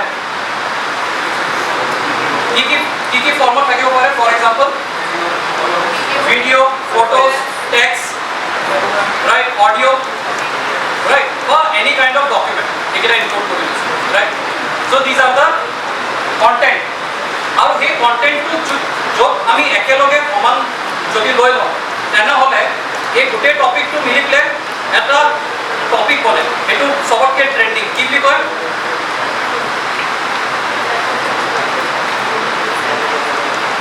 কমাৰ্চৰ চবতকৈ favourite এটা topic আছে যোনটোক আমি marketing কওঁ do you know' about the marketing marketing চবেই জানা what is marketing right এতিয়া আমি যোনটো মিডিয়ামৰ ওপৰত কথা পাতি আছোঁ সেইটো কি ফৰ্মত আছে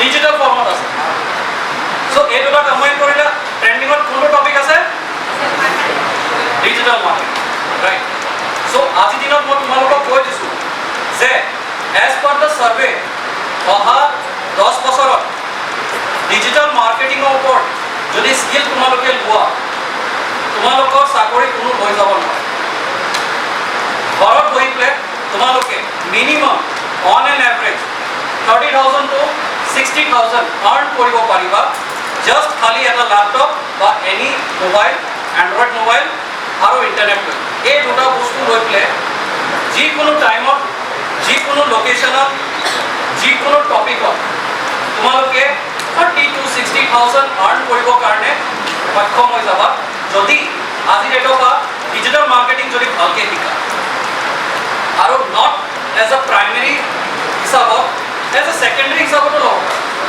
ক'ৰবাত চাকৰি কৰি আছা চাকৰি কৰি থকা সময়ত যদি তোমালোকে সন্ধিয়া বা ৰাতি বা উইকেণ্ডত যদি তোমালোকে 6 আৱাৰ্ছো পোৱা তেনেহ'লে তোমালোকে এই এমাউণ্টটো ছাইড ইনকাম হিচাপত আৰ্ণ কৰিব পাৰা ঠিক আছে মই আগতীয়াকৈ আজি মই কৈ দিছোঁ যে এইখিনি বস্তু হৈ আছে ইনফেক্ট নেক্সট ইয়াৰ আমাৰ নিজৰ কোম্পানীতে আমি 15,000 to 20,000 5 to 10 ডিজিটেল মাৰ্কেটাৰ হিচাপত এভৰি মান্থ আমি ল'বৰ কাৰণে ৰেডি হৈ আছোঁ নেক্সট ফাইনেন্সিয়েল ইয়াৰ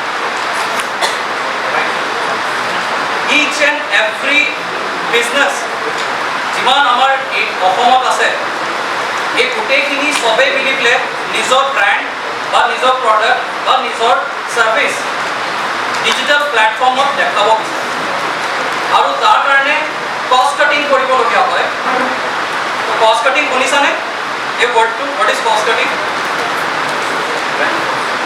চ' যেতিয়া এইটো আহিব তেনেহ'লে তেওঁ এমপ্লয় নল'ব তেওঁ ডিজিটেল মাৰ্কেটাৰ হায়াৰ কৰিব আউটচোৰ্চ হিচাপত বা আমাৰ নিচিনা কোম্পানী হিচাপত আউটচোৰ্চিং কৰিব য'ত তেওঁলোকে এটা মিনিমাম এমাউণ্ট দি পেলাই তেওঁ মাৰ্কেটিং চাব পৰা মানুহ দিব আৰু এই ছাবজেক্টটো মই জানো যে অলমষ্ট স্কুল লাইফত বা যিকোনো ল'ৰা ছোৱালীৰ মাজত হাইয়েষ্ট লেভেল অফ ইণ্টাৰেষ্ট আছে ইনডাইৰেক্টলি বা ডাইৰেক্টলি নাই কিয় চবেইতো ছ'চিয়েল মিডিয়াই কৰিব ৰাতি শুওঁতে উঠি উঠাৰ পিছতো লাগিলে মা দেউতাকক নেদেখিবা প্ৰথম মোবাইলটো চাওঁ এইটোৱে হৈ আছে ন প্ৰথম আমি উঠোঁতে মোবাইল চাওঁ আৰু পুৱাৰ লাষ্ট মুহূৰ্তত আমি মোবাইল চাই পেলাই হৈ আছেনে নাই আমি তাত কি চাই আছোঁ আমি নিজকে চাই আছোঁ না বেলেগক চাই আছোঁ বেলেগক চাই আছোঁ কি এক্টিভিটি হৈ আছে আৰু তাত তোমালোকে ডাইৰেক্টলি হওক বা ইনডাইৰেক্টলি হওক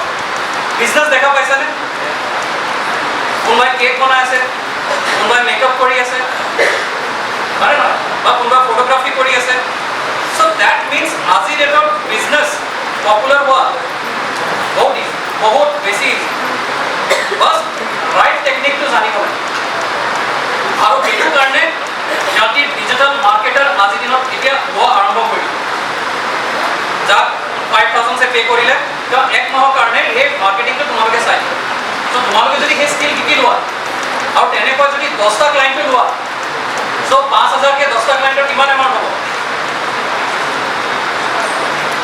কিমান হ'ব 50,000 ৰাইট চ' তেনেকুৱা চ' ক্লিয়াৰ হৈ গ'ল মোৰ third point Fourth, develop your expertise and measure your level. Right?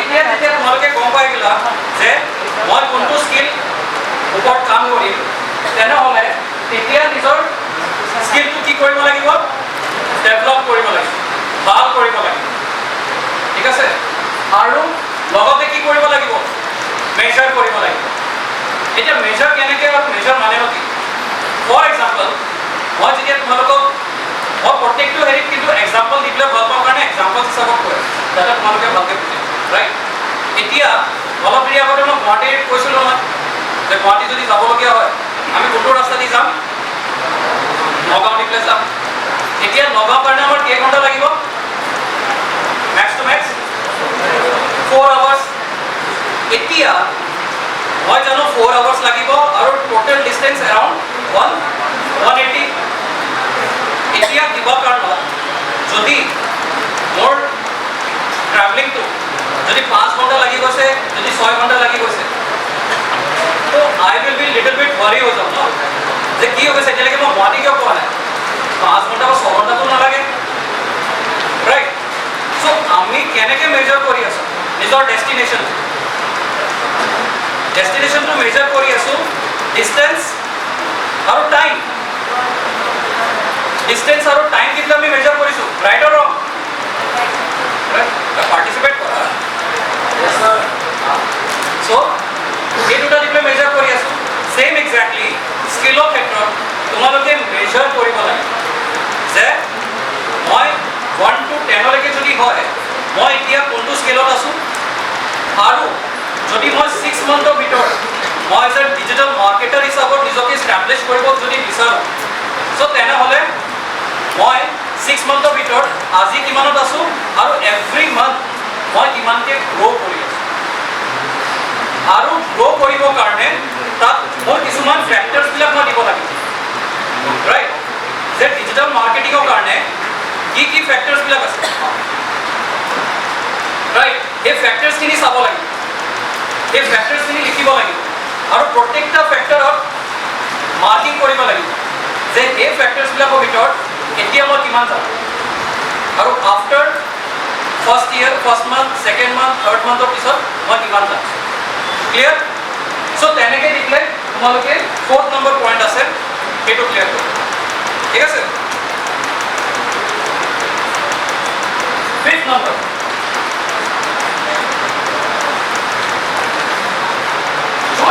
join internship program which helps you to test and develop your skill capabilities so তেতিয়া আমি আমাৰ internship program ক'ৰবাত এইটো চাব লাগিব যে কোনোবা কোম্পানী বা অৰ্গেনাইজেশ্যন আছে নেকি যোনে মোক এই ছেইম কাইণ্ড অফ স্কিলছবিলাকৰ ওপৰত অপৰচুনিটি দিব পাৰে শিকিবৰ কাৰণে কিয় কাৰণে এতিয়ালৈকে আমি শিকি আছিলোঁ থিয়ৰিটিকেল নলেজ এতিয়া মই যদি গাড়ী চলাবৰ কাৰণে সকলোকে যদি কিতাপখন দি দিওঁ কালিৰ পৰা যদি কওঁ যে গাড়ীখন মোৰ চলোৱা মোৰ গাড়ীখন কি হ'ব চ' কেৰিয়াৰত তোমালোকে এক্সিডেণ্ট হ'ব বিচাৰা নেকি क्लाइंटको नहीं दीजिए आप आ जाइए और मेरा बिजनेस संभालिए मैं आपको 50,000 रुपये देने के लिए रेडी हूँ এনেকুৱা তো নহ'ব ন চ' সেইকাৰণে থিয়ৰি টু প্ৰেক্টিকেলত শিকিবৰ কাৰণে you should join some organisation চলাবলৈ কাগজে কলমেতো শিকিলা ষ্টেৰিং ঘূৰাবতো এতিয়ালৈকে শিকা নাই আৰু সেইটো শিকিবৰ কাৰণে নিজৰ বিজনেছত এক্সিলেণ্ট কৰিবা নেকি চ' বেষ্ট হয় যে ক'বা অৰ্গেনাইজেশ্যন বা ইনষ্টিটিউশ্যন জইন কৰা য'ত তোমালোকৰ গাড়ীও প্ৰভাইড কৰিব আৰু তাৰ লগতে গাড়ীটো চলাবৰ কাৰণে ট্ৰেইনাৰো দিব য'ত তোমালোকে শিকিব পাৰিবা যে বিজনেছ এনেকৈ চলে অৰ্গেনাইজেশ্যন এনেকৈ চলে ঠিক আছে আৰু তাত এনেকৈ ইমপ্লিমেণ্টেশ্যন কৰা হয় ক্লাইণ্ট এনেকৈ অনা হয় এভৰিথিং তোমালোকে ৰেডিমেড পাইছা এক্সপিৰিয়েঞ্চো ল'লোঁ চ' এক্সপিৰিয়েঞ্চটো লোৱাৰ পিছত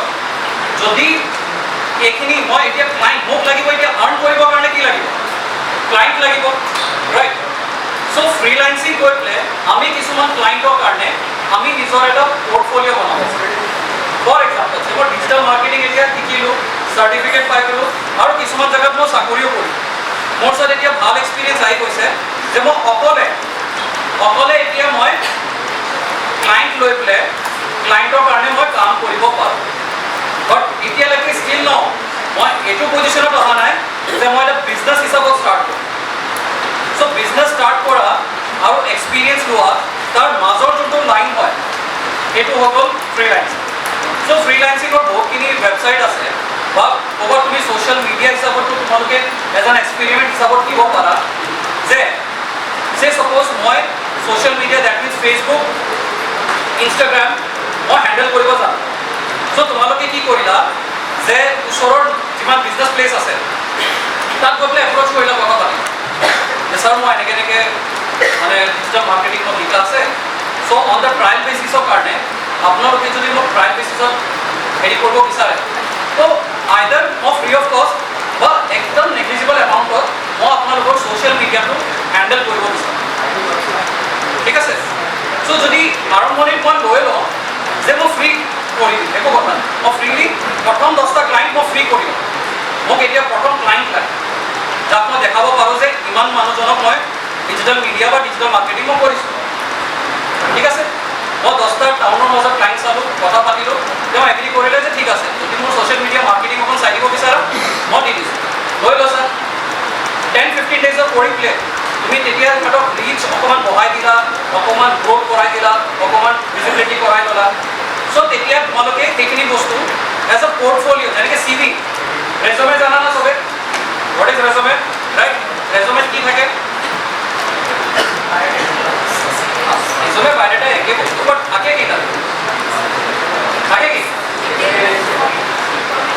Your personal information, your qualification, your experience, your field of interest, skills, right? এইখিনি বস্তু থাকে। সেম এক্সাক্টলি পোৰ্টফলিঅ' কি হয় যে পোৰ্টফলিঅ' হৈ গ'ল যে মই যোনটো ছেক্টৰত কাম কৰি আছোঁ মই কিমানজনৰ মানুহৰ লগত মই কাম কৰিম সেই চেম ছেক্টৰত, আৰু তেওঁক মই কি এচিভ কৰি দেখাম, আউটপুটটো কি দেখাম, ক্লিয়াৰ? এতিয়া তাত যদি তোমালোকে 10টা ভাল ভাল অৰ্গেনাইজেশ্যন লৈ পেলাই যদি তাত মেনশ্যন কৰি দিয়া আৰু তাত যদি তাত তোমালোকে মেনশ্যন কৰি দিয়া যে আগতে ইমান লাইকছ আছিলে বা ফলোৱাৰ্ছ ইমান আছিলে, মই ৱৰ্কআউট কৰি পেলাই ইমানখিনি বঢ়াই দিছোঁ বা টেষ্টিমনি ল'লোঁ, তাত ফিডবেক ল'লোঁ, এনেকৈ কৰাই দিছোঁ, তেতিয়া এজন নতুন ডিজিটেল মাৰ্কেটাৰ আৰু তোমালোকৰ মাজত বহুত ডিফাৰেঞ্চ আহিব। আৰু যেতিয়া এই পৰ্টফলিঅ'টো তোমালোকৰ বনি যাব তেতিয়া তোমালোকে এটা ভাল এমাউণ্টৰ চাৰ্জ কৰিব পাৰা। ফৰ এক্সাম্পল যেনেকৈ মেকআপ আৰ্টিষ্ট, আজি এটা ব্ৰাইডেল মেকআপ কৰিবৰ কাৰণে অন এন এভাৰেজ কোৱাচোন কিমান যায়, কিমান লাগে? এতিয়া যদি তোমালোকে এতিয়া ভাবি লোৱা যে তোমালোকৰ মাজতে কাৰোবাৰ বিয়া, ঠিক আছে, ভাবি লোৱা, জাষ্ট ইমেজিন কৰা, ভাবি নল'বা মানে হেৰি কৰি নল'বা, জাষ্ট ভাবি লোৱা যে তোমালোকৰ কাৰোবাৰ বিয়া। এতিয়া তোমালোকে ব্ৰাইডেল মেকআপৰ কাৰণে ফাৰ্ষ্ট তোমালোকে ক'ত বিচাৰিবা, ক'ত বিচাৰিবা কোৱাচোন? এগ্ৰী কৰা নে ছ'চিয়েল মিডিয়া? চবে এগ্ৰী কৰা?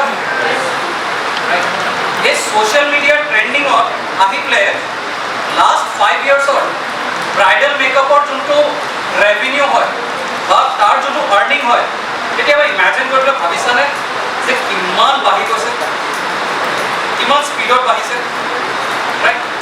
আৰু তেওঁ কোনো বাহিৰত বেলেগ জেগাত আউটডোৰ মিডিয়া মাৰ্কেটিং একো কৰা নাই, just because of digital marketing, right? Photographer, এটা বিয়াৰ ফটোগ্ৰাফি কৰিবৰ কাৰণে আজি তাত কিমান লয়? Total budget 50,000। ইমেজিন কৰা। আৰু ভাবাচোন এতিয়া ব্ৰাইডেল মেকআপ তাৰ লগত কেমেৰা ফটোগ্ৰাফি দুটা মিলাই পেলাই দেখোন লাখ টকাৰ বাজেট হৈ গ'ল। এটা সময় আছিলে যেতিয়া লাখ টকাত বিয়া হৈ গৈছিলে, বাট আজি ডেটত এই দুটা যোনটো চবতকৈ ইম্পৰ্টেণ্ট আৰু কোনো ইগনৰো কৰিব নোৱাৰে, উইদাউট ব্ৰাইডেল মেকআপ বা ফটোগ্ৰাফি নোহোৱাকৈ কোনোবাই বিয়া পাতিব আজি।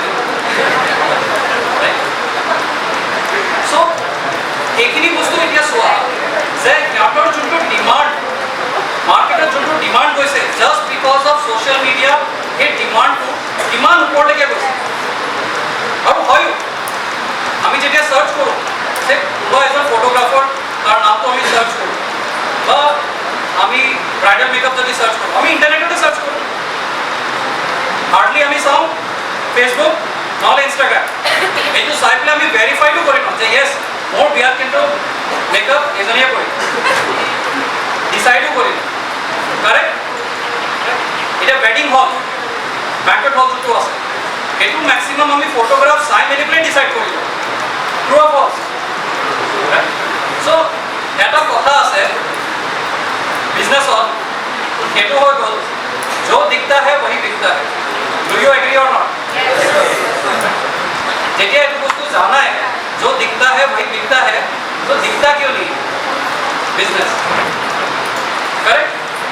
सो তেনেহ'লে যেতিয়া তোমালোকে এই কথাটো কোনোবা বিজনেছমেন বা ক'ৰবাত যদি তোমালোকে কোৱা যে আজি ডেটৰ ডিজিটেল মিডিয়া বা ডিজিটেল মাৰ্কেটিঙৰ কিমান ডাঙৰ ৰোল, তেতিয়ালৈকে সিহঁতি এই কথাটো বেলেগৰ পৰা কৰে। সো সেইকাৰণে ইয়াৰ ডিমাণ্ডটো আপকামিং ইয়াৰ্ছত বহুত বেছি, ৰাইট?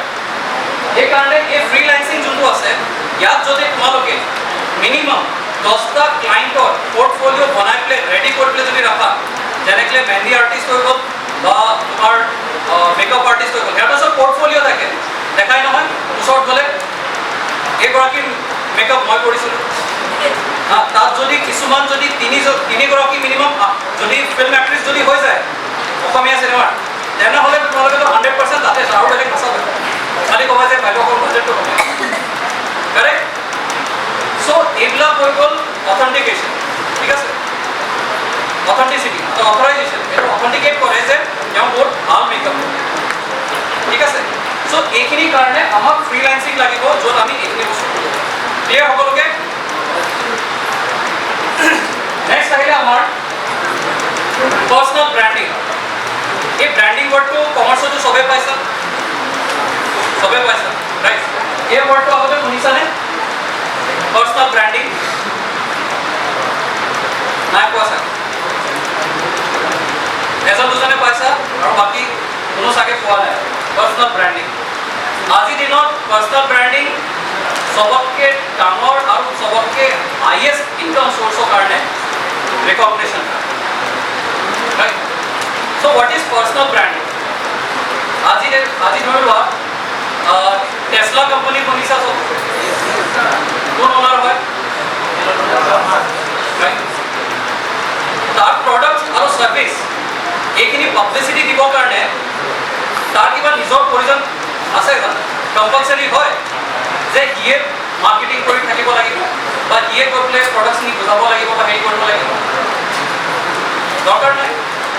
বাট আজি টেছলা ৰেভিনিউ যোনটো জেনেৰেট হৈ আছে, যোনটো মাৰ্কেট শ্বেয়াৰ লোৱা আছে বা মাৰ্কেটৰ যোনটো গ্ৰ'থ লোৱা আছে, just because of this personal branding, right? That means Elon মাস্কে পাব্লিকৰ আগত যি ধৰণে কথা পাতে, যেনেকৈ সি মাৰ্কেট ট্ৰেণ্ডত আছে, সেইটো হিচাপত মেক্সিমামে টেছলা শ্বেয়াৰ বা টেছলা প্ৰডাক্ট কিনি আছে। নট বিকজ যে টেছলা প্ৰডাক্ট বাকীবিলাকতকৈ বহুত বেছি ভাল বা টেছলা প্ৰডাক্ট চবতকৈ বেছি ইউনিক হয়, তেনেকুৱা একো কথা। চ' জাষ্ট বিকজ অফ সি মাৰ্কেটত আহি পেলাই যোনটো কেতিয়াবা কণ্ট্ৰাডিক্টৰী হয় বা কেতিয়াবা অলপ বেলেগকৈ কথা পাতি দিয়ে, সেই ষ্টাইল যোনটো সি প্ৰেজেণ্ট কৰে পাব্লিকৰ মাজত, সেইটো কাৰণে তাৰ টেছলা শ্বেয়াৰ বা টেছলা প্ৰডাক্ট বহুত বেছি ৰেভিনিউ গ্ৰ'থ হয়। আৰু এইটো মই কোৱা নহয়, এজ পাৰ দ্য ৰিচাৰ্চ হিচাপত কোৱা। চ' ডেট মিনছ এতিয়া তোমালোকৰ ক্ষেত্ৰত যে অৰ্গেনাইজেশ্যন হিচাপত যে তোমালোকে নিজৰ এটা পাৰ্চনেল ব্ৰেণ্ডিং বনাব লাগে। ডেট মিনছ তোমাৰ নামৰ তলত যোনটো নেক্সট তোমালোকে নিজৰ আইডেণ্টিটি বনাবা, সেইটো বহুত কেয়াৰফুলি বনাবা আৰু সেইটোৰ ওপৰত কমপ্লিটলি ডেডিকেশ্যন ৰাখিব লাগিব। ফৰ এক্সাম্পল চাই যেনেকৈ মই অমিত ৰাজ কোঁৱৰ, মই সদায় ছ'চিয়েল এণ্টাৰপ্ৰিনাৰ হিচাপত, ডেট মিনছ মোৰ কোনো কম্পালচাৰী নহয় যে চব জেগাত মই ৰিপ্ৰেজেণ্ট কৰিব লাগিব, মোৰ বেলেগ ষ্টাফ আছে ৰিপ্ৰেজেণ্ট কৰে, বাট সদায় মই গৈ পেলাই ৰিপ্ৰেজেণ্ট কৰোঁ বিকজ দ্য পাৰ্চনেল ব্ৰেণ্ডিং, যে মই মোৰ অৰ্গেনাইজেশ্যনৰ বিষয়ে চবতকৈ বেছি ভালকৈ মই জানো। আৰু যেতিয়া পাব্লিকৰ মাজত কথাটো আহে, এই কানেকশ্যন, এই টাচ যোনটো লাগে, সেইটো চব সময়তে মোৰ এমপ্লয়ীয়ে নিদিবও পাৰে বা নহ'ব পাৰে।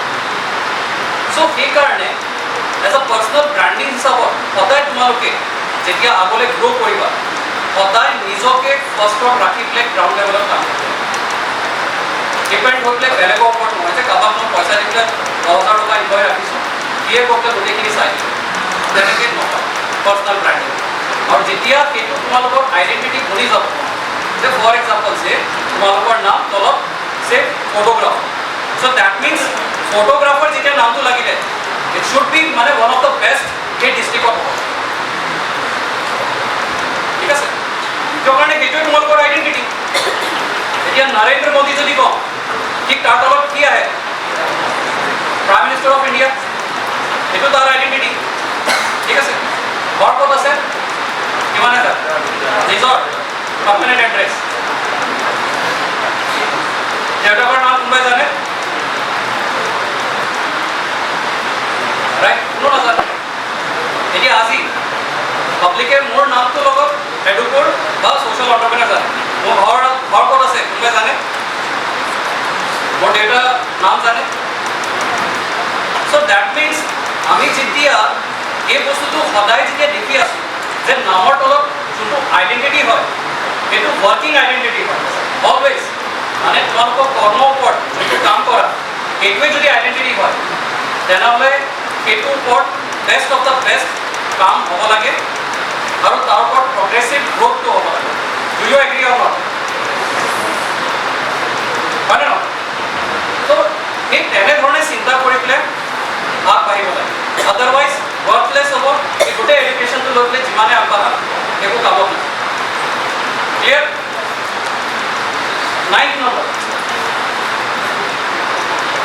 চ' যেতিয়া পাৰ্চনেল ব্ৰেণ্ডিং হৈ গ'ল বা তোমাৰ ৱৰ্ক পৰ্টফলিঅ' যেতিয়া হৈ গ'ল ঠিক তাৰপিছত আহিলে লাৰ্ণ আৰু লাৰ্ণ কি থাকিব লাগিব it's a never ending process ঠিক আছে ৰেলৰ নিচিনা নহয় একবাৰ লাষ্টত খতম হৈ গৈছে তেনেকৈ নহয় ৰাইট ৰেলৱে ট্ৰেক হ'ব পাৰে যে এইটো মূৰৰ পৰা তোমালোকে দৌৰি পেলাই ৰেলৱে ট্ৰেক যদি খোজকাঢ়ি গৈ থাকা তুমি বিচাৰকে পুৰা ভাৰত ভ্ৰমণ কৰিব পাৰা right so' that type of network বা কানেকশ্যন বা নলেজ একুৱাৰ তোমালোকে প্ৰত্যেক দিনাই কৰি থাকিব right so' every day knowledge read good books case study এইখিনিৰ ওপৰত তোমালোকে ৱৰ্কআউট কৰি থাকিব ৰাইট চ' এইটো হ'ব 9 নম্বৰ ক্লিয়াৰ দ্য লাষ্ট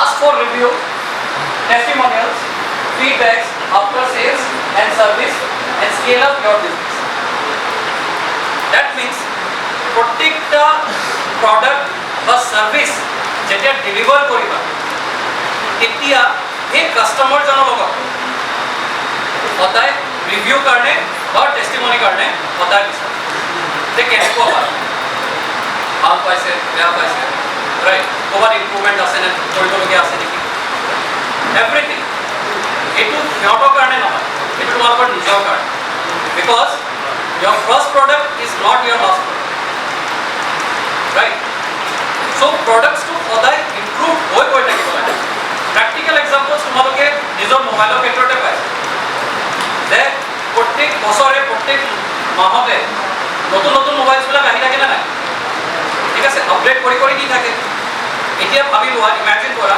1100 আজি পৰা 10 বছৰ আগতো সেইটো চলি আছিলে এতিয়াও 1100 চবৰ আগতে 1100 কোনো মজা নাহিব এই প্ৰডাক্টটো কিনিবৰ কাৰণে বা হেৰি কৰিব চ' মাৰ্কেট যেতিয়া গ্ৰ' হৈ থাকিব লাগে তেনেহ'লে তাৰ কাৰণে প্ৰডাক্টছখিনি ইম্প্ৰুভ হৈ গৈ থাকিব লাগে আৰু যেতিয়া তোমালোকৰ ইণ্ডিভিজুৱেল প্ৰডাক্টছবিলাক যেতিয়া গ্ৰ' কৰিব আগবাঢ়িব চ' তেতিয়া মাৰ্কেটে ইণ্টাৰেষ্ট পাব তোমালোকৰ প্ৰডাক্টখিনি ল'বৰ কাৰণে বা ছাৰ্ভিচখিনি ল'ব চ' দিজ আৰ দ্য 10 ফ্ৰেমৱৰ্কছ যোনটো মই নিজে ডিজাইন কৰি পেলাই ডেভেলপ কৰি পেলাই নিজৰ এক্সপিৰিয়েঞ্চৰ ওপৰত মই পাইছোঁ আৰু ষ্টাডি কৰিছোঁ কেছ ষ্টাডি আজিৰ দিনত কেছ ষ্টাডি কৰা বহুত ইম্পৰ্টেণ্ট হয় যিমানখিনি ছাকচেছফুল বিজনেছমেনছ আছে ইণ্টাৰনেশ্যনেল লেভেলত নেশ্যনেল লেভেলত এইখিনি তোমালোকে ষ্টাডি কৰিব চাবা তো তেতিয়া তোমালোকে গম পাব যে এই নলেজখিনি তোমালোকক কিমান হেল্প কৰিব তোমাৰ ফিউচাৰটো ডিচাইড কৰিব পাৰে কেৰিয়াৰটো ডিচাইড কৰিব পাৰে আগবাঢ়িব পাৰে চ' এইখিনি বস্তু হৈ গ'ল আমাৰ ফ্ৰেমৱৰ্ক হৈ গ'ল গোটেইখিনি আৰু ইয়াৰ ওপৰত ডেট বহুত আছে এণ্টাৰপ্ৰেনিউৰশ্বিপ ডেভেলপমেণ্ট মোৰ প্ৰগ্ৰামে আছে 200 আৱাৰ্ছৰ 200 আৱাৰ্ছৰ কমপ্লিট এণ্টাৰপ্ৰেনিউৰশ্বিপ ডেভেলপমেণ্ট প্ৰগ্ৰাম আছে যোনখিনি যোন ইণ্টাৰেষ্টেড থাকে সিহঁতক আমি কৰাওঁ তেনেকুৱা ধৰণৰ চ' তাত এভৰিথিং গোটেইখিনি বহুত বস্তু হয় এভৰিথিং গোটেই আহে চ' এইখিনি মই জাষ্ট খালি তোমালোকক অভাৰভিউ হিচাপত দেখাই দিম তোমাৰ টাইম অলৰেডি হৈ গৈছে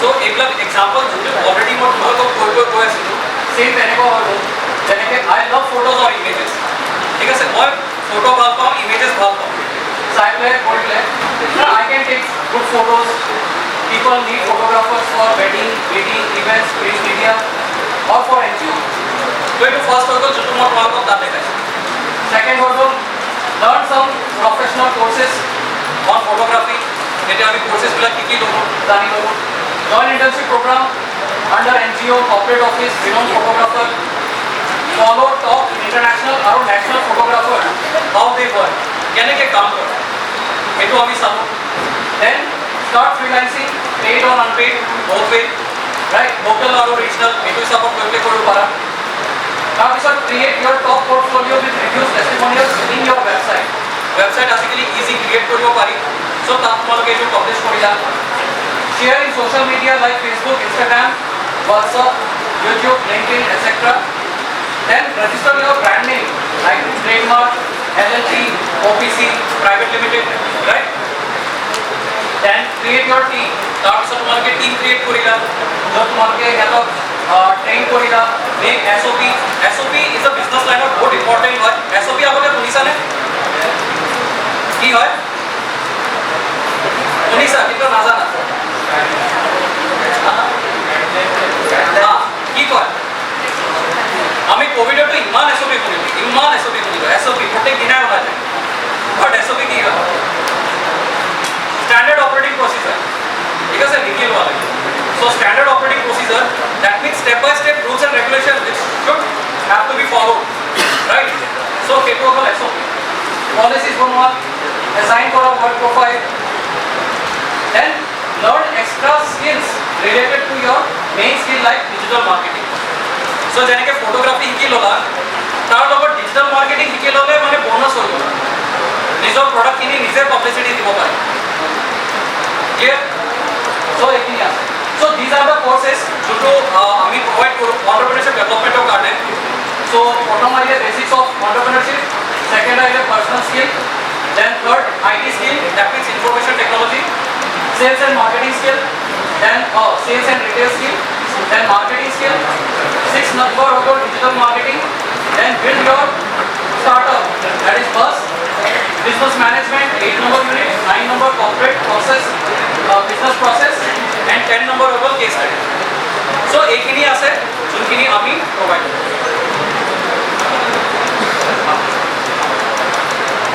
so এইখিনি হৈ গ'ল গোটেইখিনি যোনটো মই 200 আৱাৰ্ছৰ মডিউলছ প্ৰভাইড কৰোঁ এণ্টাৰপ্ৰেনিউৰশ্বিপ ডেভেলপমেণ্টৰ ওপৰত যদি কলেজে যদি কেতিয়াবা তেনেকুৱা ধৰণৰ কোৰ্চেছ যদি তোমালোকৰ চবৰে ইণ্টাৰেষ্ট আছে শিকিবৰ কাৰণে বা কৰিবৰ কাৰণে তেনেহ'লে প্ৰিন্সিপাল ছাৰৰ লগত কথা পাতি পেলাই বা মেনেজমেণ্টৰ লগত কথা পাতি পেলাই এইখিনি প্ৰেক্টিকেল কোৰ্চেছবিলাক তোমালোকে ল'ব পাৰা কৰিব পাৰা আদাৰৱাইজ মোৰ অফিচ আছে এডুকোৰ ফাউণ্ডেশ্যন ফেমিলি কমপ্লেক্সত তাতো আহি পেলাই শিকিব পাৰে ঠিক আছে চ' এইখিনি হৈ গ'ল যোনটো এণ্টাৰপ্ৰেনিউৰশ্বিপ আৰু ডিজিটেল মাৰ্কেটিং চ' আই হোপ চবেই এনজয় কৰিলা বুজিলা চ' বুজি পাইছানে ক্লিয়াৰ হৈছেনে সহজ ভাষাত চবকে বুজাব পাৰিছোঁ এতিয়া হৈ গ'ল ডাউটছ বা কুৱেশ্যন আনচাৰ্ছ কিবা যদি শুনিবলৈ আছে দিছ is the right time right opportunity যে তোমালোকে শুনি পেলাই চ' এনিৱান কুৱেশ্যনছটো হ'ব লাগে এটলিষ্ট ভাই বিকম কুৱেশ্যনছ নোহোৱাকৈ কেনেকৈ কলেজ এটেণ্ড কৰা হা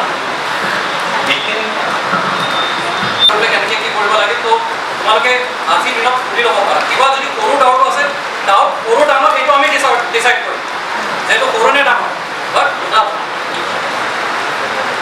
you can ask questions जैसे आपको अमित जी ने मार्केटिंग और एंटरप्रेन्योरशिप का तो इससे आप लोगों को एक कनेक्ट मिला है हम लोगों के साथ में गवर्नमेंट के साथ में और एक्सपर्ट्स के साथ में तो यू कैन आस्क क्वेश्चंस कि कि आपको जो भी मन में माइंड में आ रहा है क्वेश्चन करो आप, वो we will try to reply.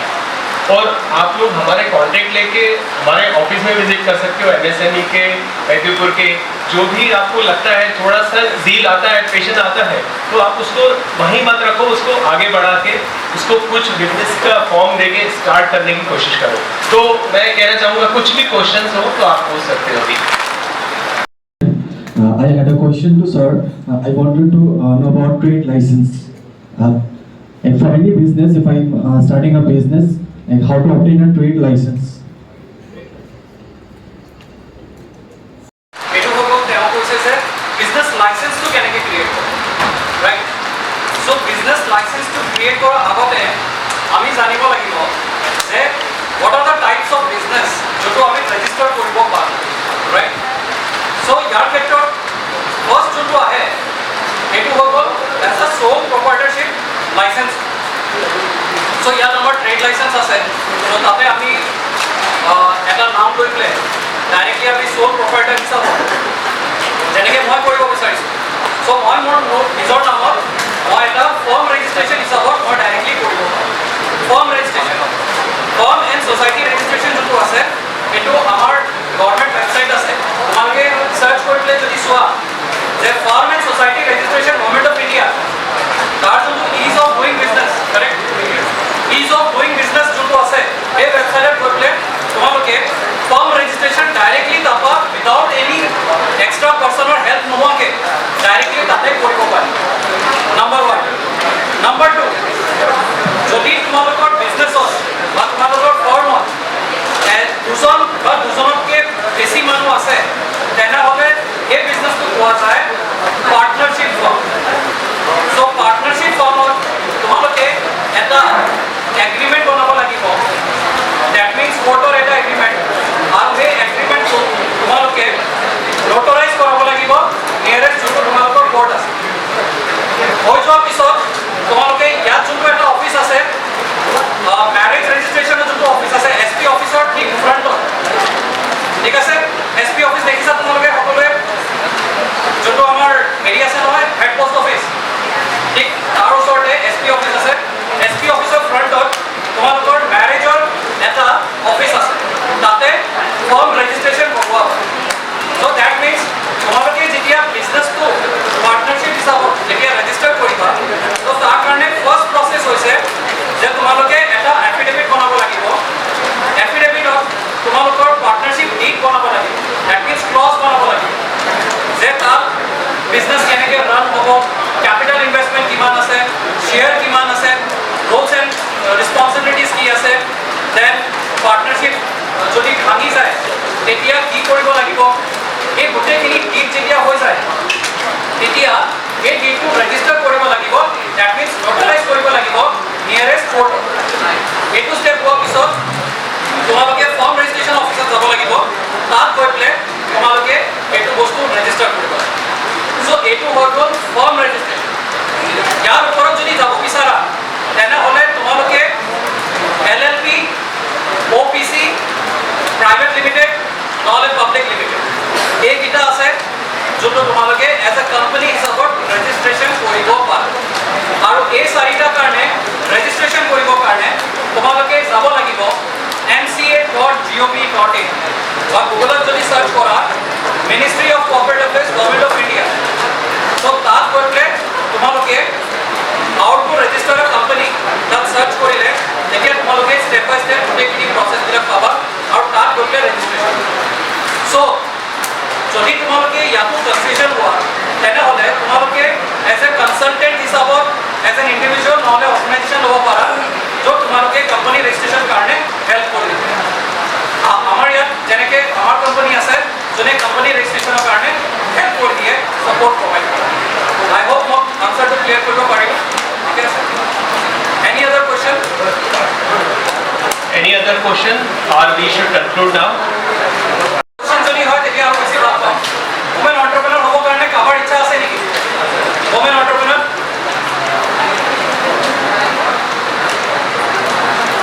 কাৰোবাৰ ইচ্ছা নাই নিচিনা লাগিছে। इसके बाद हम एक और अपॉर्चुनिटी देते हैं आपको, आप जब भी कोई भी किसी को पर्सनल डाउट हो कुछ भी हो आप हमारे ऑफिस आ जाइए, एग्रीपुर के ऑफिस में आ जाइए या MSME के ऑफिस में आ जाइए, या फ़ोन करके पहले बात कर लीजिए और टाइम लेके मिल सकते हैं, ठीक है? So, sir, हाँ, I am from BBA Fiction. Sir मैं आपसे पूछना चाहता था ये क्वेश्चन कि आप प्राइवेट आपका जो ये कंपनी स्टार्ट करने से पहले आपने आर्मी में भी जॉब किया था, आपने बोला था आपने आर्मी की तरफ से भी है, तो आपका ऐसा कौन सा पॉइंट ऑफ व्यू आया, क्या ऐसा कौन सा सिचुएशन आया कि उसके बाद में आपने वो आर्मी का जॉब छोड़ना पड़ा और ये अपना बिजनेस स्टार्ट करना पड़ा? क्योंकि सर हम लोग भी स्टूडेंट्स हैं, आफ्टर ग्रेजुएशन हम लोग भी हायर स्टडी करने जाएंगे, बट आप यदि गवर्नमेंट जॉब छोड़ सकते हैं तो एक्चुअली क्या है, मैंने जो यहाँ पे आप लोगों को सारा चीज़ दिखाया था स्टेप बाय स्टेप, तो इसमें सबसे पहला चीज़ तो आया था वो हो गया था इंटेंशन, राइट? सो मैं डिफेंस बैकग्राउंड से, मतलब मेरे फादर डिफेंस में आर्मी में थे, मैं आर्मी हॉस्पिटल में जन्मा हूँ, मेरा जन्म इलाहाबाद में था। सो शुरुआत से मेरे को आर्मी का इन्वायरमेंट मिला है, सो आर्मी में मैं बड़ा हूँ, आर्मी के स्कूल्स में ही पढ़ा हूँ, तो यहाँ पे मेरा पहला जॉब जो था आर्मी में ही था, लेकिन मेरे को कॉर्पोरेट्स में जाना था। कुछ मैंने चीज़ें जब इंटरनेट में देखा या फिर मैंने कुछ डॉक्यूमेंट्रीज देखा कॉर्पोरेट लाइफ, सो वो लाइफ में उस समय में मेरे को आया कि मैं अपना खुद का कुछ ब्रांड बना सकता हूँ, तो इसीलिए मुझे कॉर्पोरेट में जाना था। और वहाँ पे मेरे को फर्स्ट अपॉर्चुनिटी मिला, मेरे को डिश टीवी सुना है आपने, टाटा स्काई डिश टीवी, जी कंपनी जो होता है, तो वहाँ से मेरे को ऐसे ब्रांच हेड के हिसाब से फर्स्ट प्रपोजल मिला, जहाँ पे मैंने कॉर्पोरेट्स में काम किया। और वहाँ पे मैंने देखा, क्योंकि मेरे को जब अपना ब्रांड क्रिएट करना है तो उस समय में मेरे को कस्टमर से या पब्लिक से बात करना होगा, उनसे मिलना होगा, उनके एक्सपीरियंस लेना होगा, तो वो मैं आर्मी में रहकर नहीं कर सकता, राइट? सो वहाँ पे एक बहुत कंफर्टेबल जोन में था, बहुत अच्छा कंफर्टेबल जोन में था, तो वो कंफर्टेबल जोन आपको अपने इच्छा से छोड़ना पड़ेगा, छोड़ने के बाद ही आप इस लाइन में आ सकते हैं। अब ये मेरा इंटेंशन था, इसीलिए इस जर्नी में मेरे को जितने भी प्रॉब्लम्स आए, क्योंकि सीधा जर्नी तो नहीं है एंटरप्रेन्योरशिप, ये मैं पहले बता दें। यहाँ पे आपको हर महीने हो सकता है रोना पड़े, राइट? आप अकेले रहो, आपके साथ रोने वाला भी कोई नहीं कि मैंने कौन सा लाइन ली, किस तरीके से लेनी, राइट? लेकिन ये इंटेंशन होगा जो आपको उस सिचुएशन से निकालेगा। सो वहाँ पे मेरा लाइन क्लियर था कि मेरे को अपना कुछ ब्रांड रिकॉग्नाइज करना है, ब्रांड इस्टेब्लिशमेंट करना है। अब जब मेरा ये इंटेंशन इतना स्ट्रॉन्ग था कि मेरे को एक्सटर्नल फैक्टर्स इतना प्रभावित नहीं करता, और इसीलिए मैं आगे जाके ये सारे ब्रांड्स को लेकर काम किया। तो इसीलिए ये मोटिवेशन जो होता है, क्योंकि मोटिवेशन दो तरीके के होते हैं। एक मोटिवेशन अगर आप लोगों को अभी जो मिल रहा है, सो वो हो गया एक्सटर्नल मोटिवेशन, और मैं नहीं चाहूँगा कि ये एक्सटर्नल मोटिवेशन को आप लेके कल से आप बिजनेस के लिए स्टार्ट करें, क्योंकि ये लॉन्ग लास्टिंग नहीं है, ये आपको बहुत टेम्परेटली आगे लेके जाएगा, लेकिन परमानेंटली आगे लेके नहीं जाएगा। तो अगर परमानेंटली आगे लेके जाना चाहते हो अपना कोई भी प्रेजेंस को या अपना कोई भी ब्रांड को, उसके लिए आपको इंटरनल रीजन चाहिए होगा। इसीलिए सबसे पहले अपने आप से पूछो कि मैं ये करना तो चाहता हूँ, तो क्यों करना चाहता हूँ, क्या रीजन से करना चाहता हूँ? क्योंकि आप अगर देखोगे जितने भी IAS के एग्जाम जो टॉपर्स हैं, जितने भी टॉपर्स हैं IAS के या IPS के, उन सबसे अगर क्वेश्चन पूछोगे कि आपको क्या मोटिवेट करता है, आप उनका रीजन सुनो, तब आपको पता लगेगा कि कोई भी उनका रीजन एक्सटर्नल नहीं था, या कुछ सुन के या किसी चीज़ को देख करके प्रभावित नहीं हुए। उनके बैकग्राउंड में बहुत स्ट्रॉन्ग रीजन था, बहुत स्ट्रॉन्ग। किसी का फाइनेंशियल प्रॉब्लम्स, कोई ऐसे सिचुएशन से निकल के आया है जहाँ पे वो प्रूव करना चाहता है, राइट? कहीं पे उसके पेरेंट्स इतने सफिशिएंट नहीं है कि उनको आगे लेके जा सके। किसी के कास्ट को लेकर प्रॉब्लम है, किसी का कम्युनिटी को लेकर प्रॉब्लम है, किसी का सोसाइटी को लेकर प्रॉब्लम है, किसी के गांव में प्रॉब्लम है। जिनका ये एक्चुअल रीजन रहता है ना, वो लोग हैं जो इजीली बाद में अपने लाइफ को सक्सेसफुल बनाते हैं। सो आपके लिए जो क्वेश्चन मेरे को पूछा गया है कि इतने कंफर्ट जोन से निकल के आप एक इतने अनकंफर्टेबल जोन में आके कैसे काम करते हो, तो उसके लिए एक ही हो गया, वो हो गया इंटरनल इंटेंशन। अगर आपका इंटेंशन क्लियर है तो आगे जाके आप किसी भी सिचुएशन से आगे फाइट करके आगे बढ़ सकते हैं। आई होप मैंने क्लियर किया।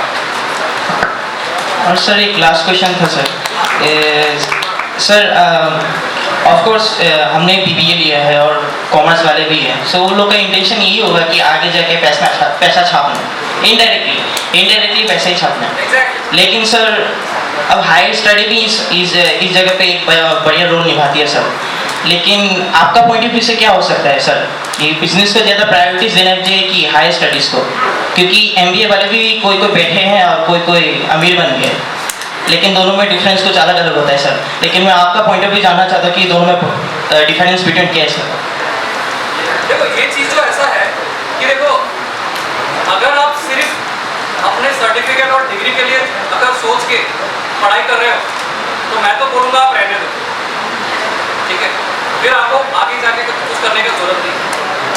अगर सच में आपको उस सर्टिफिकेट से मतलब नहीं है, नॉलेज से मतलब है कि आप वो नॉलेज एक्वायर करके एक अच्छा पोजीशन में एक अच्छा जॉब ले सकते हो या अपना एक अच्छा बिजनेस कर सकते हो, क्योंकि कोई भी सक्सेसफुल बिजनेसमैन या एंटरप्रेन्योर उसके लाइफ में पढ़ाई कभी छूटता नहीं, कभी भी नहीं छूटता। वो हर दिन नया स्किल्स जो उससे रिलेटेड है, जो उसके काम में आ सकता है, उसके ब्रांड को, उसके बिजनेस को ऊपर लेके जा सकता है, एवरी डे वो पढ़ता है। अब उसके लिए वो सर्टिफिकेट या डिग्री नहीं चाहिए कि वो दिखाने के लिए कि हाँ इस ब्रांड को मैंने लेके जाने के लिए मैंने इतनी पढ़ाई की है, कोई नहीं दिखाता है, राइट? सो अगर आप इस सिचुएशन में हो कि यहाँ पे आपको क्या करना है, हायर स्टडीज में जाना है या फिर बिजनेस करना है, तो सबसे पहले अपना गोल पहले डिफाइन करो। उस गोल के लिए जो रिक्वायरमेंट है वो रिक्वायरमेंट में अगर हायर स्टडीज आपको लगता है कि करना चाहिए तो बेशक करो, और अगर लगता है कि हायर स्टडीज नहीं करके अगर मैं पर्सनल एक्सपीरियंस ले सकता हूँ और साइमल्टेनियसली जो नॉलेज मेरे को चाहिए वो नॉलेज भी साइड बाय साइड में एक्वायर कर सकता हूँ, तो आप वो भी कर सकते हैं। फॉर एग्जाम्पल IIT में हो गया या IIM में एडमिशन मिलना कितना टफ है सभी को पता है, मेरिट लिस्ट चाहिए होता है, करेक्ट? अभी कुछ सालों से IIT हो गया, IIM हो गए या कोई भी टॉप लेवल के मैनेजमेंट या इंजीनियरिंग इंस्टीट्यूट है, काफ़ी सर्टिफिकेशन कोर्स करा रहे हैं, काफ़ी सर्टिफिकेशन। उसमें कोई भी इतना ज़्यादा एलिजिबिलिटी का या कोई भी क्राइटेरिया का इतना जरूरत नहीं। अगर आपको लगता है कि मेरे को specific for example say digital marketing, right, जो कि आपको हायर स्टडीज आप करने जाओगे वहाँ पे भी मिलेगा, लेकिन आपको अगर पर्टिकुलर वो सब्जेक्ट को आपका डोमेन है कि उस सब्जेक्ट को लेकर मेरे को कुछ करना है, तो ऐसे काफ़ी सर्टिफिकेशंस आपके हैं जो बाद में जाके भी आप कर सकोगे। स्टिल नाउ मैं भी कर रहा हूँ साइबर सिक्योरिटी के ऊपर, मैं बहुत सारे मैं सर्टिफिकेशन के ऊपर मैं काम कर रहा हूँ, वो मेरा लाइन का है। तो उसके लिए मेरे को अपना जॉब या अपना बिजनेस छोड़ने की जरूरत नहीं है, मैं उसको साथ में लेकर भी कर सकता हूँ, बट डिसाइड किसी भी एक्सटर्नल फैक्टर को लेकर नहीं, अपने आप को सिचुएशन में रख के कि कोई भी अगर मेरे को सर्टिफिकेशन या कोई भी डोमेन के ऊपर में जिसमें मैं बिजनेस रन करना चाहता हूँ, उसमें अगर मेरे को ये स्किल या नॉलेज चाहिए तो क्या मार्केट में ये अवेलेबल है जो मैं कभी भी कर सकता हूँ? अगर उसका आंसर येस है तो आप फिर हायर स्टडीज ना करके आप अपना जर्नी जो हो गया कैरियर का स्टार्ट कर सकते हैं। और अगर आपको लगता है कि मेरे पास में इतना सफिशिएंट टाइम है कि मैं पहले अपनी पढ़ाई कंप्लीट कर लेता हूँ और उसके बाद में मैं फिर आगे बिजनेस का या जॉब के बारे में सोचूंगा, तो आप उस हिसाब से भी कर सकते हैं। तो ये चीज़ डिपेंड करता है कि आपका प्रेजेंट सिचुएशन में आप क्या डिसाइड करना चाहते हैं, राइट? जब आपने वो डिसीजन ले लिया कि मेरे को जॉब करना है या मेरे को बिजनेस करना है, सो आई थिंक बिजनेस करने के लिए कोई क्वालिफिकेशन का जरूरत नहीं है, am I right? कोई बिजनेसमैन से ये नहीं पूछेगा कि आपने कितनी पढ़ाई की थी, आपका क्वालिफिकेशन क्या है, राइट? लेकिन अगर जॉब में अगर जाएंगे तो शायद मैटर कर सकते हैं, करेक्ट? तो इसलिए आपको वो इंटेंशन क्लियर होना पड़ेगा कि अगर मेरा लास्ट डेस्टिनेशन अगर मेरा जॉब को लेकर है, तो अगर मेरे पास में सफिशिएंट टाइम है और मेरे पास में फाइनेंशियल जो कंडीशन है वो अगर ठीक है और मैं उस हिसाब से आगे कर सकता हूँ, सो मैं डेफिनेटली 100% में सपोर्ट करूँगा कि आप हायर स्टडीज कंप्लीट करें। देखते रहेंगे और दूसरा आगे बढ़ जाएगा।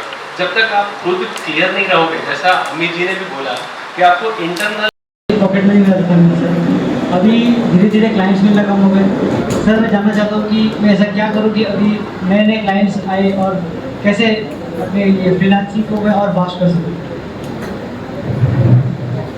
सो सबसे पहले मैं जानना चाहूँगा कि फ्रीलांसिंग किस में स्टार्ट किया था, कौन सा? सर मैं एक आर्टिस्ट हूँ, मैं पोर्ट्रेट और पेंटिंग बनाता हूँ। गुड। सो कब से शुरू किया था ये फ्रीलांसिंग का? फ्रीलांसिंग सर लास्ट ईयर यही कोई फरवरी से स्टार्ट किया। सो 20 हो गया। 20। फिर किस स्टेज के बाद में आपको लगा कि फ्रीलांसिंग में मेरा क्लाइंट्स आना कम हो गया, कब आपको लगा? सर इसी साल ये जनवरी के बाद से। जनवरी के बाद? लास्ट कस्टमर भी मैंने जनवरी में किया। लास्ट कस्टमर जनवरी। तो क्या सिचुएशन वैसा था कि आपने जितने भी क्लाइंट्स थे सबको अप्रोच किया हो? जी सर, अभी तो और भी हैं क्लाइंट्स आते हैं सर, क्लाइंट्स आते हैं सर, लेकिन पूछते हैं प्राइस जान के फिर मैसेज नहीं कर पाते। सो क्लाइंट्स आते पूछते हैं, उसके बाद में चले जाते हैं। सो ऐसा होता है। देखो ऐसा तो नहीं है कि आपने अगर पोर्टफोलियो बना दिया, आपने पोर्टफोलियो बनाया था? पोर्टफोलियो नहीं बनाया। सबसे बड़ा चीज़ है इंपॉर्टेंट पोर्टफोलियो। सो मैं पोर्टफोलियो सबसे इंपॉर्टेंट होता है कि आप जब भी किसी भी नए क्लाइंट्स के पास में जाते हैं तो क्लाइंट्स आपसे पूछता है, डेफिनेटली पूछेगा कि आपने पहले कभी काम किया है, राइट? अगर काम किया है तो काम थोड़ा मेरे को दिखाइए, राइट? सो उस समय आप अगर अपना काम नहीं दिखा पाए, सो क्लाइंट फिर एक बोलने के ट्रस्ट से आपको कंसाइनमेंट या प्रोजेक्ट नहीं भी दे सकते। सो आपके पास में अगर वो पोर्टफोलियो हो और वो पोर्टफोलियो अगर डिजिटल हो तो और भी ज़्यादा बढ़िया है, राइट? सो सबसे पहले आप पोर्टफोलियो बनाइए और पोर्टफोलियो में एक चीज़ हमेशा ऐड कीजिए, मैं हमेशा बार बार बोलता हूँ, वो हो गया आपके रिव्यूज। क्लाइंट आपके प्रोजेक्ट को लेकर या आपके काम को लेकर क्या बोल रहा है, वो चीज़ वहाँ पे मेंशन होना चाहिए, करेक्ट? ये हो गया। सेकंड और एक फैक्टर हो सकता है कि इसके बाद में जो भी क्लाइंट्स के पास ये जा रहे हैं, क्या पता वो उस सेगमेंट में या उनको वो नीड या रिक्वायरमेंट ना हो। नीड एनालिसिस करना भी बहुत जरूरी है। बीबीए में आपको मिलेगा ये, राइट? कि कोई भी प्रोडक्ट हो गया या कोई भी सर्विस हो गया तो उसमें बेसिकली हम लोग नीड और मनी ये दोनों चीज़ को देखते हैं कि अगर किसी के पास नीड है और मनी है तो बिजनेस होगा कि नहीं होगा? बिजनेस होगा उसमें। अगर किसी के पास नीड है और मनी है, राइट? लेकिन किसी के पास नीड है और मनी नहीं है तो हो पाएगा? तब भी चांसेस बहुत कम है। प्रॉब्लम पैसे को लेके आ सकता है। अगर किसी के पास मनी है, नीड ही नहीं है तो तब हो सकता है, तब भी चांसेस कम है। लेकिन आप अप्रोच करके नीड क्रिएट कर सकते हैं, राइट? और फोर्थ हो गया कि ना नीड है ना पैसा है। ऐसे क्लाइंट के पास जाओगे तो काम तो कुछ होगा नहीं, आपका टाइम वेस्ट हो जाएगा।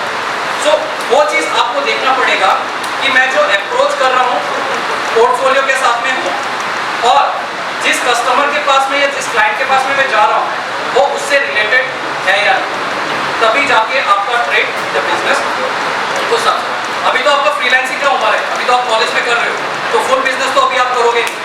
तो आप अप्रोच उस हिसाब से करते रहिए और आप आइडेंटिफाई करके आपके प्रोडक्ट्स और अगर प्राइस को आप जो कह रहे हैं ना अच्छा खासा पॉकेट मनी आ जाता है, तो that's a very good thing कि अगर पॉकेट मनी आ रहा है फ्रीलांसिंग में, ये बहुत अच्छी बात है। लेकिन आप उसको कितना कंटिन्यू करके लेके जा सकते हैं, कभी साइकिल में अप एंड डाउन होता है, लेकिन आपको आइडेंटिफाई करना पड़ेगा या फिर आप किसी मेंटर को अगर दिखाएं कि कहाँ पे प्रॉब्लम आ रहा है तो वो फिर आपको गाइड कर देंगे, ठीक है? तो अभी मेरे पास में सफिशिएंट डेटा आपका है नहीं तो मैं डायरेक्टली मैं क्लियर पिक्चर नहीं बता सकता, लेकिन कभी अगर मेरे पास में आओ तो मैं डायरेक्टली बता पाऊंगा कि वो प्रॉब्लम कहाँ से हुआ है और उसको कैसे रेक्टिफाई कर सकते हैं। आई होप क्लियर में जाके एक बार मिल लें। किसी को नंबर चाहिए तो मैं नंबर बता दो अपना, राइट? ठीक है, तो नंबर नोट कर लो जिसको चाहिए। 9101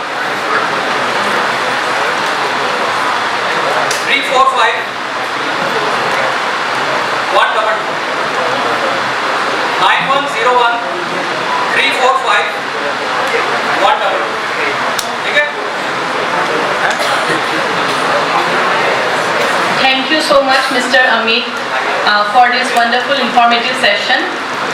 Everyone. So we have reached the last part of the program.